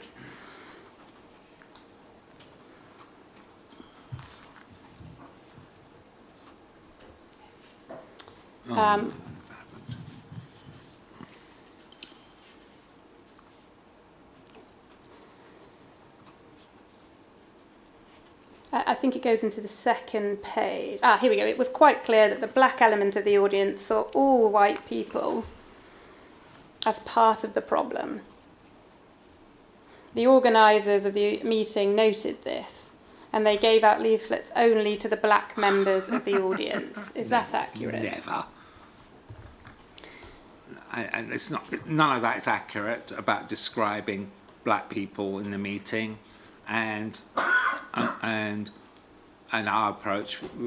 We're integrated. It's an integrated struggle. No, and that community, and especially the black youth, were very much integrated. So it's just a racist interpretation. I would like to ask you about the full name of Movement for Justice. Yeah. And you refer again to your pledge. If you could have that back up, please. UCPI 5038667, tab A4 of Mr. Owolade's bundle. Mm-hmm. And we can see there, movement for justice by any means necessary. Yes. And you state in your statement that this pledge is the best way to explain it. Yes. Can you elaborate on what is meant by any means necessary, please? So it means that the means to protect yourself from oppression, and the means for the oppressed to defend itself and to fight for change has to be determined by what our needs are, not necessarily on what the established routes. So, example, by any means necessary, we determine the means that it's necessary to defend ourselves and to defend our rights. So, for example, demonstrations, petitions. We felt very much, it's very true, and it's in all movements, that especially those that, we're not part of the establishment, and sometimes it's the establishment we're dealing with, that our power is always on the streets when we're collective and we're mobilised. So that's what by any means necessary means. If it was suggested to you that an inference could be drawn that Movement for Justice would be willing to support violence to achieve its objectives, what would you say to that? Okay, by any means necessary is a very common tagline or perspective of a lot of particularly the civil rights movements. By any means necessary, it's common. We're not sitting there to seek violence, but we are prepared to physically defend ourselves, to assert our rights. And was Movement for Justice's interpretation of by any means necessary made clear to people attending your meetings and demonstrations?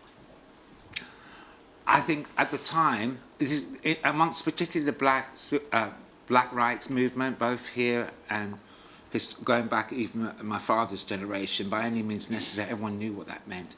By any means necessary for us, it made it clear a differential between those who think who's trying to say, oh, we have to wait for the system, we have to put complaints, and we sit and wait, and the system that we're complaining about determines how we protest them. We wanted to be independent from that. So people felt, so it's clear. To be honest, we never had much debate about that because people knew what it meant. Did you or other MFJ leaders actively advise members to avoid using violence in demonstrations?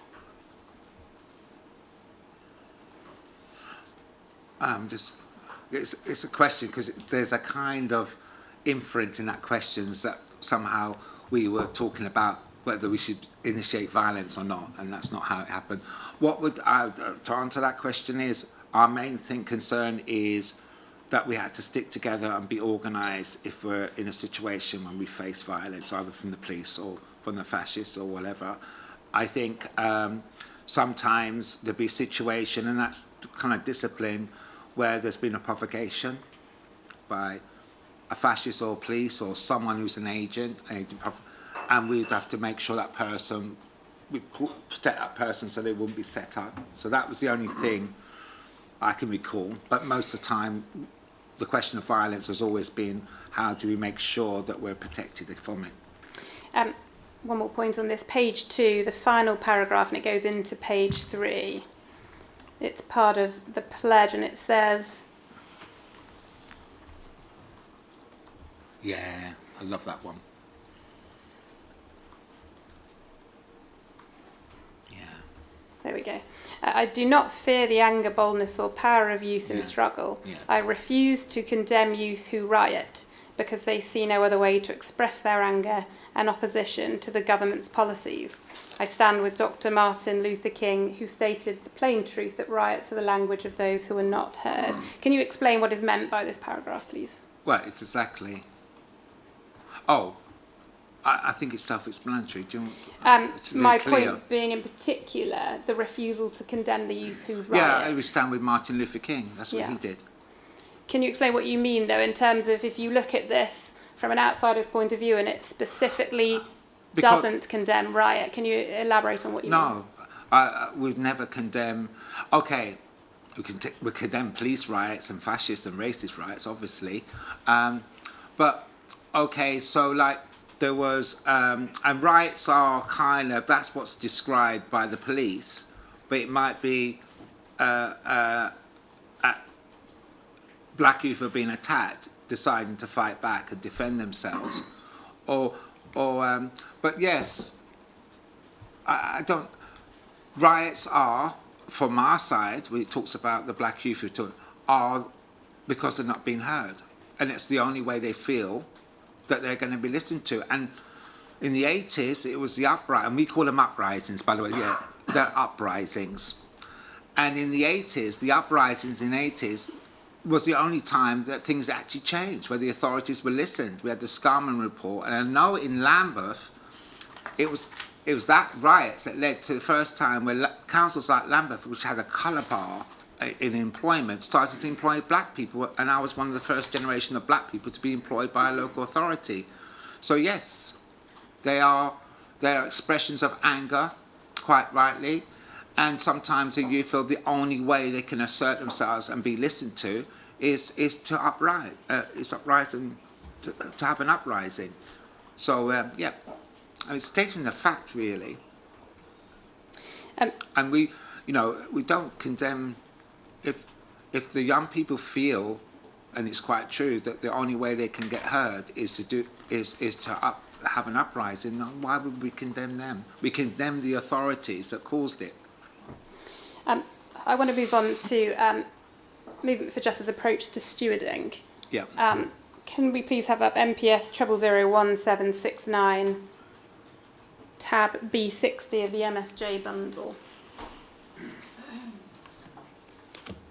This is an intelligence report from David Hagan regarding a stewards meeting on the 3rd of February 1999 for an MFJ march on the 6th of February 1999. I believe it to be the Civil Rights March. Right, great. Is it right, just in general terms, that you acted as a steward for MFJ demonstrations? Yeah, and in that march I was the lead steward. And could you just describe what that role entailed for MFJ?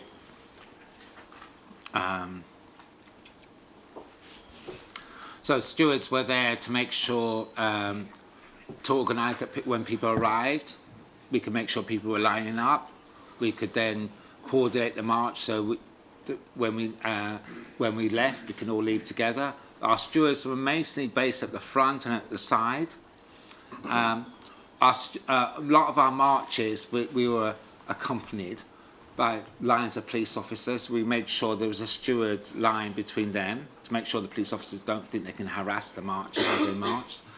It was responsible to make sure the march moved forward in an orderly fashion, and if there was an attack, to be the front line and give confidence to the marchers, and also to make sure that people in the marches, there were a lot of marches, we had parents with children and stuff like that, and we just made sure that they were safe and there was any problems, and that the march was marching so no one was being left behind, everyone was marching together. So that's the general stewarding role. And would the stewards liaise with the police prior to the demonstration? In some organisations did it. We kind of... What did MFJ do? Occasionally. Why not always? Because we found out that when you talk to the police before, that they just try and set up to make the march as minimal as possible. But the police didn't mind about that because we used to publicise the march and the routes, so they were aware of the march. Usually when we turned up, the police were there, they knew the route. That there may have been, we'd allocate one of the stewards to be, because the police would say, oh, is there someone we can be in contact with? And we'd allocate one of the stewards to do that. We'd make sure it's none of the main stewards, because a lot of the times when the police have their liaison officer, they come and you're in the middle of leading a march and they kind of disrupt it. It's a very destructive process they play, so we'd allocate someone to be the person. And that's during the demonstration? Yeah. Would Movement for Justice stewards ever ignore the directions given by the police during demonstrations? Depends what the instructions were. So sometimes? Yeah, I mean, if the police were saying that we can't march... Okay, so there was an example. We were marching at one point, I recall, to Kennington Police Station where there'd been a death in custody. And the police, as we got near, said, oh, we can't allow you there. So we stopped the march. They said, we're not going anywhere until you allow us to march, to finish our march where we wanted to, which is outside that police station. And in the end, the police had no choice but to allow us to march. So that's one example I recall. What would stewards wear? Would they wear anything in particular? Sometimes they would wear high vis, or some indication that it was stewards. Would they wear hard hats? Oh, that was once, and that was with the Unison, Lambeth Unison. That was kind of wearing hard hats was a kind. It was when they beat up and killed one of a black member, I think in Stockwell, and they beat him on the head and killed him on the streets. And we were the stewards and the union organised. We were wearing hard hats as stewards. That was. Now, looking back at this document, that was great. Paragraph 3. So that the one above, starting the main topic. Thank you. The main topic of conversation revolved around how to deal with an intervention by the police. It is believed that the police would prefer the march to go quietly, but it is felt that those in command of the march have no control over the actions of individual officers. Certainly the crowd will be encouraged to voice their anger, and taunting and spitting at the police will be acceptable. However, MFJ do not want this event to descend into a riot, and although their outlook is by any means necessary, they believe that any escalation of violence would be counterproductive to their long-term aims. Is it accurate that MFJ intended to encourage the crowd to taunt and spit at the police? I don't know. Is this a particular event they're talking about? Yeah, so this is the march on the 6th of February, I believe, the Civil Rights March, and this is the stewards meeting about it on the 3rd of February 1999. So yeah, and we marched from Brixton to 10 Downing Street. Is that the one? If that is the 6th of February 1999 Civil Rights March, I suppose do you recall this meeting? The stewards meeting for yes, that month? Yes. I don't recall it specifically, but we would have had one, obviously. And the reference suggests that there was a suggestion that the crowd would be encouraged to taunt and spit at police. Do you recall that being mentioned at this meeting? No. Is that something that MFJ might have What, done? telling people to spit at the police? No. We made it very clear that the march would express collectively the anger we felt. Yes. And then the final sentence, that MFJ did not want it to descend into a riot, but they believe that any escalation of violence would be counterproductive to their long-term aims. Is that accurate? I don't know what they mean by that. I just don't. If we go to paragraph 4.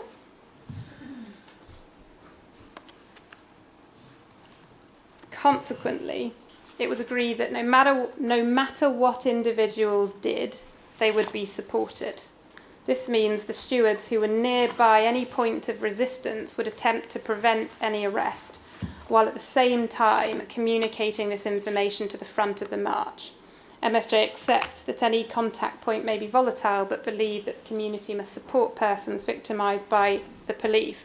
Again, looking at the accuracy, the suggestion that no matter what individuals did on the march, they would be supported by the stewards to resist arrest. Is that accurate in terms of MFJ's approach? Okay, that march, I do remember that march, it was excellent. It was hundreds and hundreds of people turned up. It was very militant. It expressed the anger and expressed its determination.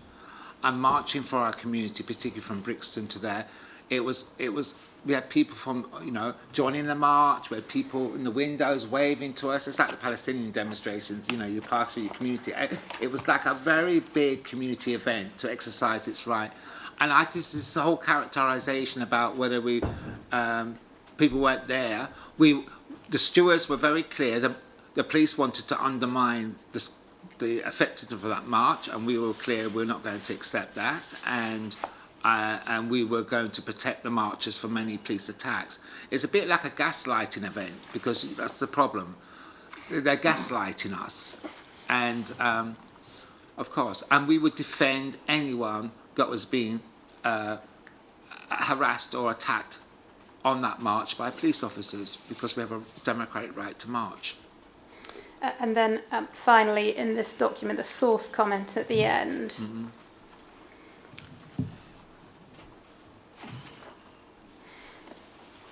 In policing the event, it must be remembered that this is MFJ's day. They intend to control the street and not allow the police to control them. Yes. Is that an accurate reflection of MFJ's intention in terms of this march? We were deciding, yeah, in one way. We were deciding that our march would go ahead in the way that we wanted and the community wanted, and we weren't going to allow the police to frustrate our right to demonstrate for our community. And the final part of the source comment on page 2 says Owolade will then move to the place of any untoward event and assume control. Again, is that an accurate reflection of your role as steward?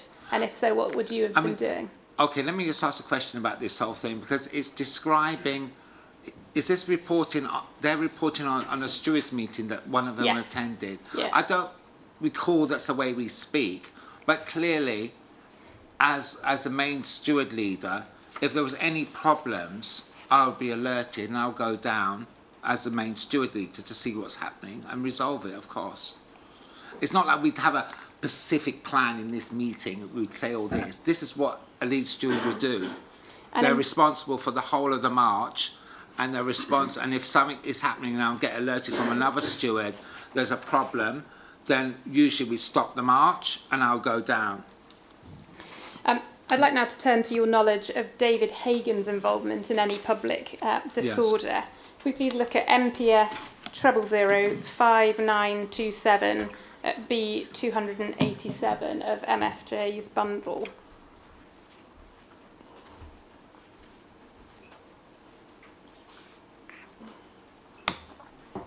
Again, this is another of David Hagan's intelligence reports, and it's dated the 14th of May 2001. So you can see that it's near the end of his deployment. Yes. And it's regarding an event to oppose the National Front March in Bermondsey on the 12th of May. Does this accord with your recollection? Yes. If we could look at paragraph 3 and 4, please.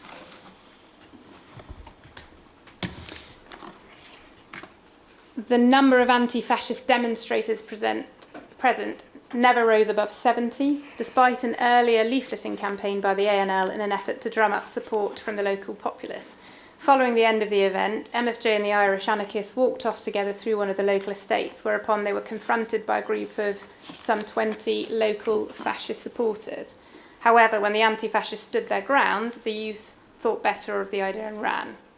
Discussions were then held as to whether MFJ should leave the area or continue on their chosen path. Brackets 5 or 6 members had already moved off after the fascists. Alex Owolade decreed that the group should retire gracefully, but this created a great deal of dissent from the more militant members.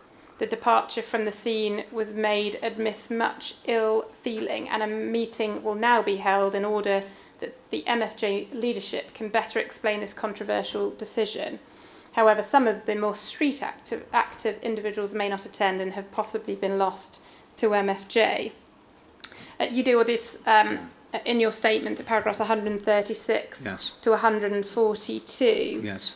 Is this a report on the same event that you talk about in Bermondsey? I think so, yeah. And you talk about MFJ's aim to blockade the march, Yes. which you say was successful. Yes. You state at paragraph 140 of your witness statement that as the protest broke up, David Hagan and a few other MFJ members, who were mostly black, were joined by a few other members from the protest, and a group of fascists ran into the housing estate where you were standing. Is that right? Yeah, I can't recall the mechanics, but we were in a situation where a small group of us from the anti-fascist mobilisation was ended up in the middle of this estate.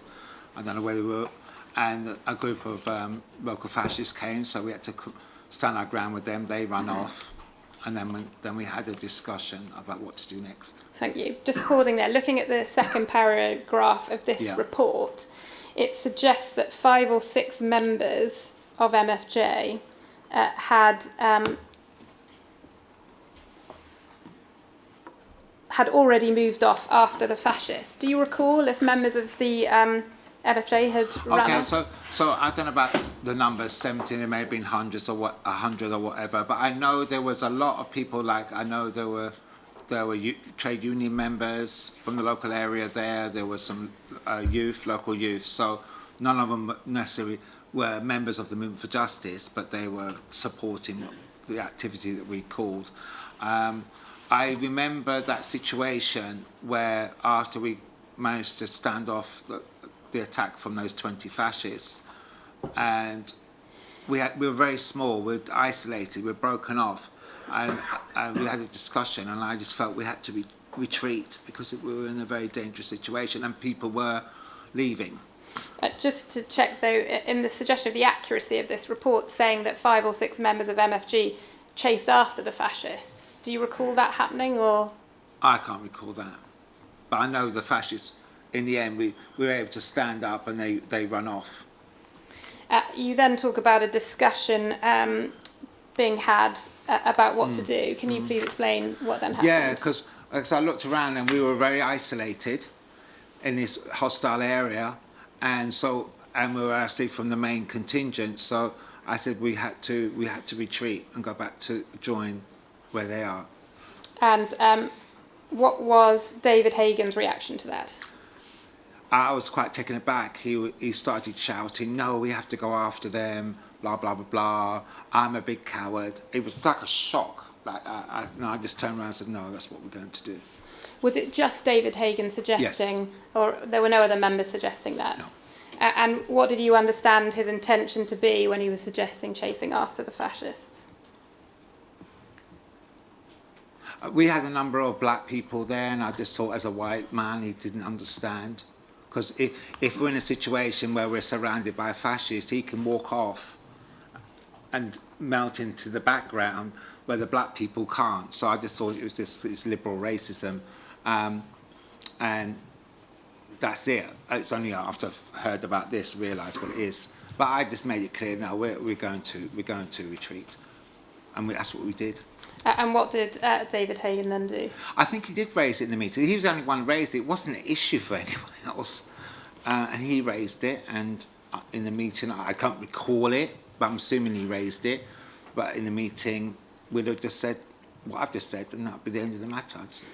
At the time, he's suggesting we should run off of the fascists, just as during the march. You said no, we should retreat. No, what did David Hagan then do? It wasn't during it was the march. After the march. We managed to prevent the march or do whatever, and basically that was the end of that. And it's kind of, and the police were separating us off, so we were separated.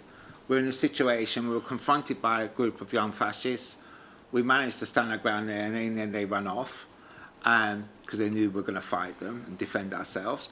And that's when this whole, and I said, look, I looked around and I said, okay, we need to get out of here because this is really dangerous and we're small. And then I'm repeating it because it's obviously, I'm sorry if I'm repeating the account, but the only way to describe it is to go through that in that order. And then, yes, and then, I can't recall what he did. He may have come with us. I don't recall, to be honest. I think you say in your statement, and I will find the paragraph, that he walked off in apparent disgust. Yes. And you haven't seen him since. Is that correct? Okay. He walked off in a big sulk, and he may have walked off, he may have walked and he says it was raised at the next meeting. That may be right. I'm not too sure when he left, but I think around after that, you could tell he was not going to stay around for that long. If we can look at David Hagan's witness statement again, please, at paragraph 186, which is page 58.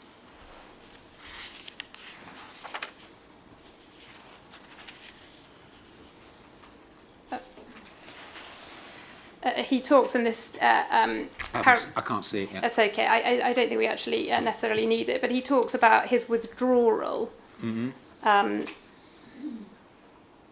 that it was planned in advance, and he began to step back from the MFJ later in 2000, making himself less available for meetings and showing less enthusiasm when he was there. So he seems to suggest it was a more gradual extraction. It may have been, yeah. It may have been. Do you recall? It may have been, yeah. Do you recall David Hagan talking about moving to Ireland? He may have said that, but I don't recall. Do you recall David Hagan saying the reason why he left Movement for Justice? Some family issue, I think. Okay. But some, he wasn't at the time a particular... There's a number of people come into a movement, a number of people, for all sorts of reasons, step down. It's normal. So it's not anything particularly special that I'd sit and recall. But I think it's something to do with family. I don't know. I want to move to talk about family justice campaigns. Yeah. And staying with David Hagan's statement, can we go to page 32, paragraph 103, please? And it goes into the next page.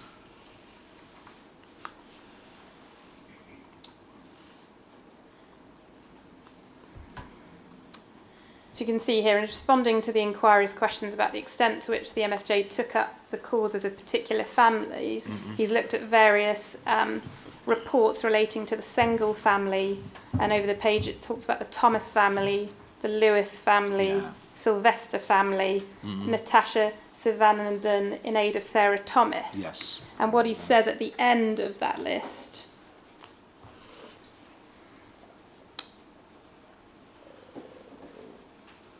in each case, I understood the MFJ had only a passing interest in the family and was more focused on using any campaign to further dissent and grow its membership and influence.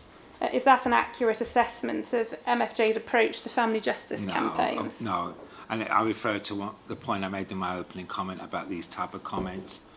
One thing we all focused, we were fighting to win, and we wanted to, all those family campaigns, we wanted to do everything possible for them to win. So if you could just elaborate, please, in general, what was MFJ's intentions or aims when it assisted with justice campaigns? To help build support so they could actually win. I mean, you know, these are people, the people that were killed for whatever reason, they could have been, they're so real to everyone, that, you know, especially, they could be, you know, your sister or your brother. You know, that's what they felt, and that's the response, particularly from the Black and Asian community. These were, like, they're members of our own family. They could have been that, because the killings were so arbitrary. So, of course, we wanted every one of those campaigns to win. I want to look now specifically at the Stephen Lawrence campaign. When and how did Movement for Justice become involved in supporting the Stephen Lawrence family campaign? Okay, so I know that, I think when as soon as there was any marches, I don't know when that started, it was obviously before the inquiry, but the marches and the public meetings that they called, we'd obviously go to them and encourage other people to go. Looking at paragraph 187 of your witness statement, you say, as with a number of groups, we supported the Stephen Lawrence family following the murder of Stephen Lawrence in 1993. Yes. And you say at paragraph 205, due to being involved in a similar case, Roland Adams, you clarified that wasn't in fact with MFJ, but having campaigned on that case, it was a natural progression. Yes, yes. Is that right? That's correct, yeah. What did MFJ do to support the Stephen Lawrence campaign? Attend meetings, attend protests, when there were demonstrations, help mobilise to get people on.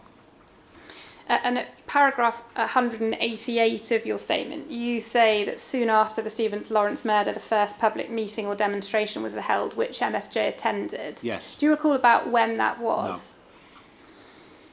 No.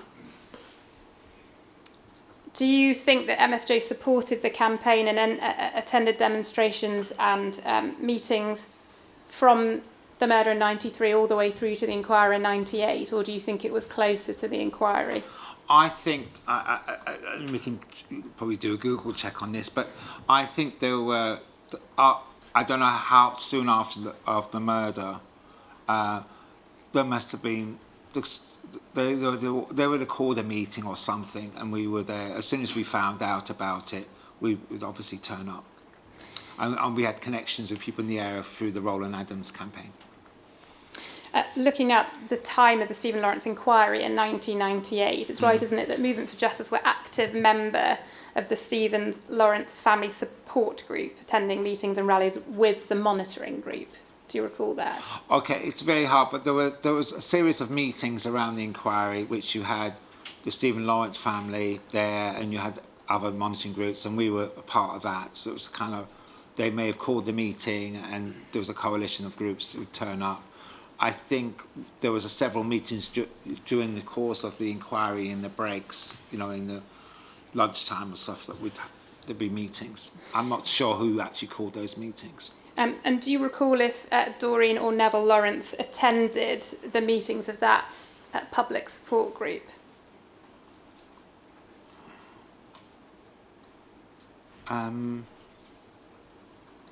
May have. Now you said it, I probably assumed that they may have. Do you think do you recall them being regular attendees of that group, or they may have? Sporadic? I mean, sure. it's so much going on then. Do you recall whether David Hagan was involved in those meetings and demonstrations? Well, he was involved in some of the demonstrations. He may have come to the meetings, yeah. But I can't say specifically, I'm sorry. And what was Movement for Justice's aim in involving itself in the Stephen Lawrence campaign? To do everything possible for that. Okay, so you had the campaign. So was it you talking about during the inquiry or just before the inquiry? Both. Yeah.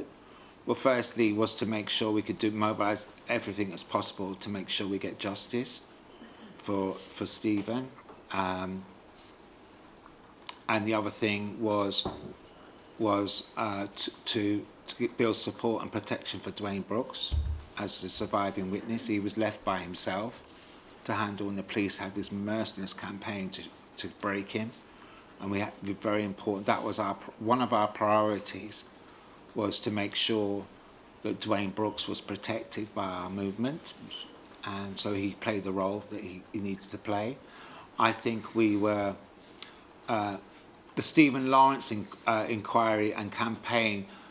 It was about Stephen Lawrence, but it was a bit more than that. It was about the whole period, that period of black people being deaths in custody, and also racist attacks, and the police basically covering them up.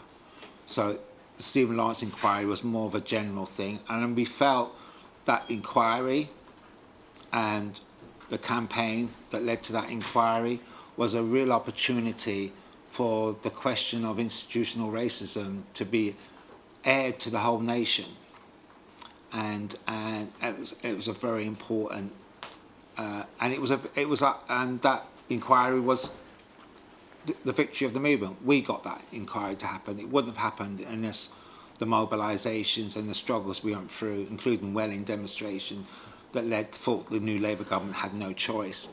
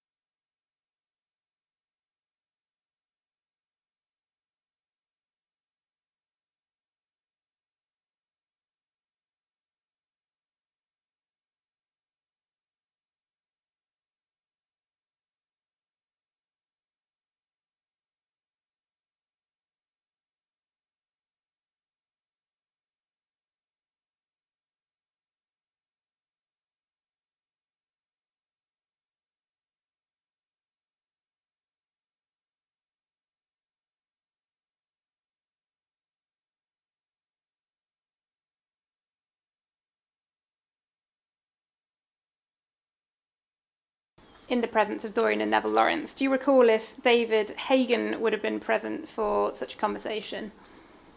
I don't recall, but I wouldn't be surprised if he was there.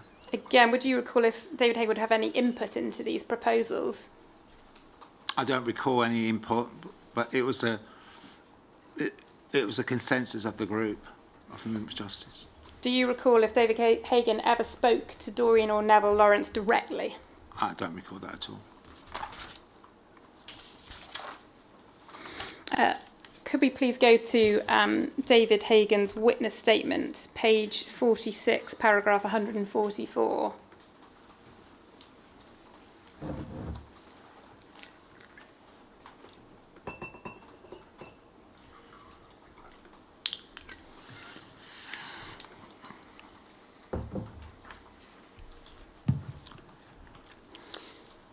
Suresh Grover was already acting as a gatekeeper to the Lawrence family by the time MFJ tried to get involved in the Stephen Lawrence campaign. I had almost no direct contact with him and only ever in the presence of other MFJ members. It was invariably Alex Owolade who had the one-on-one conversations with Suresh Grover. As the reporting shows, he was key to keeping the MFJ at arm's length from the campaign and the Lawrence family, thereby preventing them from having any significant influence. How would you describe your individual relationship with Suresh Grover? Cordial. Did you know him? I think I don't know if exactly, but he is well known as an activist, anti-racist lawyer at the time. We're cordial, professional in a sense that. So at the time, it wasn't you weren't friends. It was a professional relationship between organisations. Cordial relationship between activists, yeah. And the same in terms of the monitoring group's relationship with Movement for Justice. Was it the same?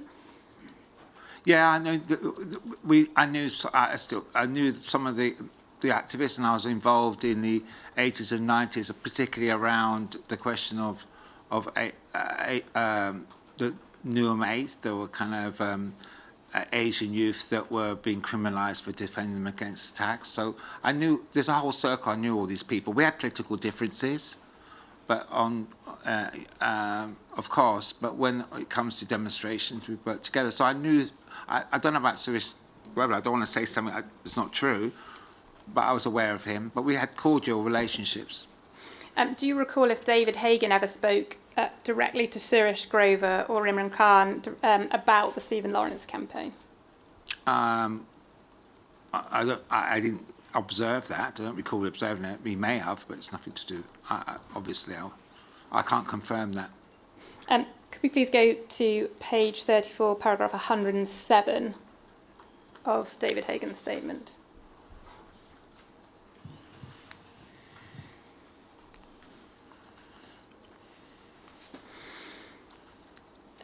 David Hagan says, as for the report of the tension between Suresh Grover and Alex Owolade that features in the report dated the 25th of January 1999, this is simply a reflection of the tension between monitoring groups and RIL/MFJ.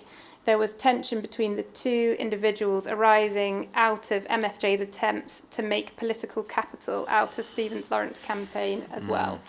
I cannot now recall the specifics, but they could cooperate on occasions, and I have read that at least one of my reports states that Mr. Grover privately sympathised with the MFJ position. Firstly, how much influence do you consider MFJ had on the activities or tactics of the Stephen Lawrence campaign? I have no idea. I have no idea. You need to ask them that. Are you aware if David Hagan had any influence over those activities? Or the tactics of the Stephen Lawrence campaign? No, you don't know, or you don't think he did? I don't know. I don't know if he did. I think you have to ask the campaign whether they recall him. He wasn't speaking on our behalf, I don't think, if he did.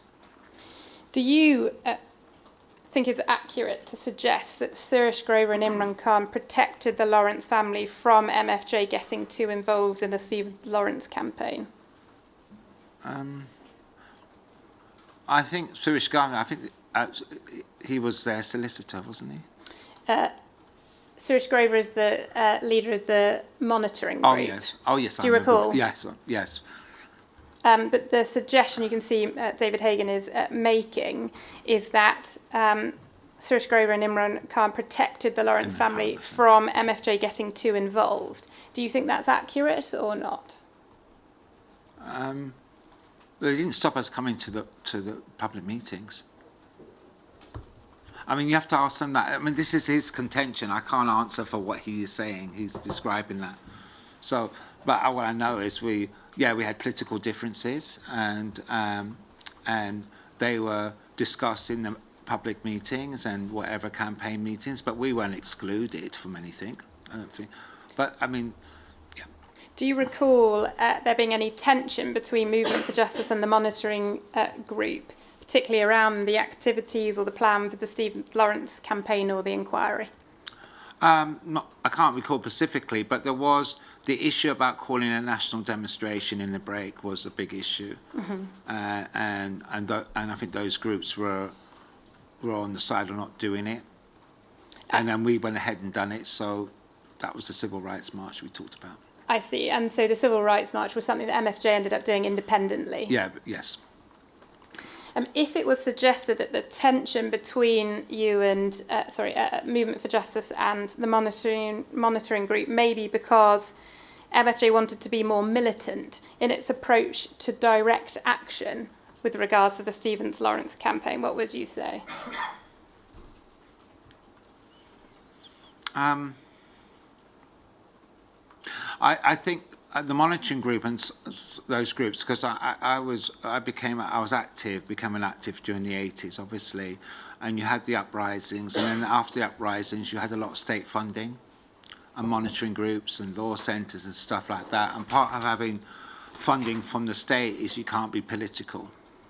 So that's a difference. That's why we were independent. So we could be more political. We didn't have to be curtailed by the conditions of our grant. So that was the major difference between us and those organisations, really. If I could bring up MPS 001120 at tab B43 of the MFJ bundle. And this is a David Hagan intelligence report dated the 4th of June 1998 regarding a rally at the Stephen Lawrence inquiry, and just looking at the final paragraph of the source comment. Yeah. You see there, MFJ were pleased with their success at the Tuesday rally and are still intent on working with the Lawrence family campaign rather than attempting to take it over. Is this a proper reflection of... Okay, what's it referring to? Well, it's talking about a rally at the Stephen Lawrence inquiry, but the point I'd draw to your attention is the suggestion that MFJ are still intent on working with the Lawrence family campaign rather than attempting to take it over. Do you think that's an accurate reflection of MFJ's intention regarding the campaign? We're still, even if there was differences, we'll still be working together, and obviously we're not trying to take it over. That's not possible. If we could go back to David Hagan's witness statement, please. Paragraph 124. Do we have a page number?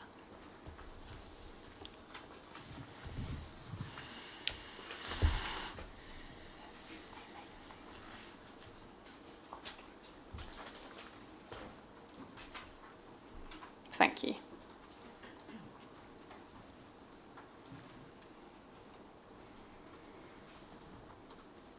While I attended events at which Mrs. now Baroness and Mr. now Dr. Lawrence were present, I never spoke directly with either of them. I cannot recall the precise... So who is this? So this is David Hagan's witness statement. Okay, yeah. And then he says here, I cannot recall the precise number of occasions on which I attended the inquiry's hearings, but I believe I was at or outside Hannibal House on a handful of occasions. I understand the Macpherson inquiry sat for 69 days, 59 of those at Hannibal House. I was not directed by anyone in the SCS to attend, either generally or on particular days. I believe I attended the hearing proper on 2 occasions. I sat with other MFJ members, and we were probably inside for an hour or so each time. It was as much for them to have a break from demonstrating and leafleting outside. the MFJ were peripheral to the Stephen Lawrence campaign and was unsuccessful in its attempts to direct or even influence the Lawrence family. How often did members of the MFJ attend the Stephen Lawrence inquiry hearings, do you recall? Usually, because they're ongoing, and there will be a whole set of community people who will be going there nearly every day, because it's during the day and people are working and stuff like that, or at school or college or university. So we would find out if there was an issue, like there would be an issue where the gallery formed themselves into a group, and I think there'll be issues like, and we get report backs because the community people we know, if there was an issue where the police were trying to restrict some evidence that would expose them, there was some fight with that the lawyers for the Lawrences were having in that process, or some issue, we'd turn up for that, to be honest. So it's sporadic. Thank you. And you see what David Hagan says here about his attendance. Do you recall how often David Hagan attended the inquiry hearings? No, but he did, because some of the inquiry scene we would have, protests outside. I'm sure he was there. And do you recall him going inside the hearing room to listen? He may have done. I don't specifically recall that. And do you recall him being outside protesting or leafleting? I've got some visual memory that we were once outside, because, Elephant Castle has the pink elephant then. It's all been gentrified now. And then the stairs. I have some visual evidence. But yes, I wouldn't be surprised. And do you recall his attitude to attending those hearings? No. Don't recall if he was keen and interested, No. indifferent? No. Sarah, I note the time. This would be a convenient point to pause for lunch, if that is... Have you finished this topic? No, but there is quite a bit to go on it. I can carry on. I need to go toilet. In that event, that decides the issue. That's all video. Don't worry. We will start again at 5:02.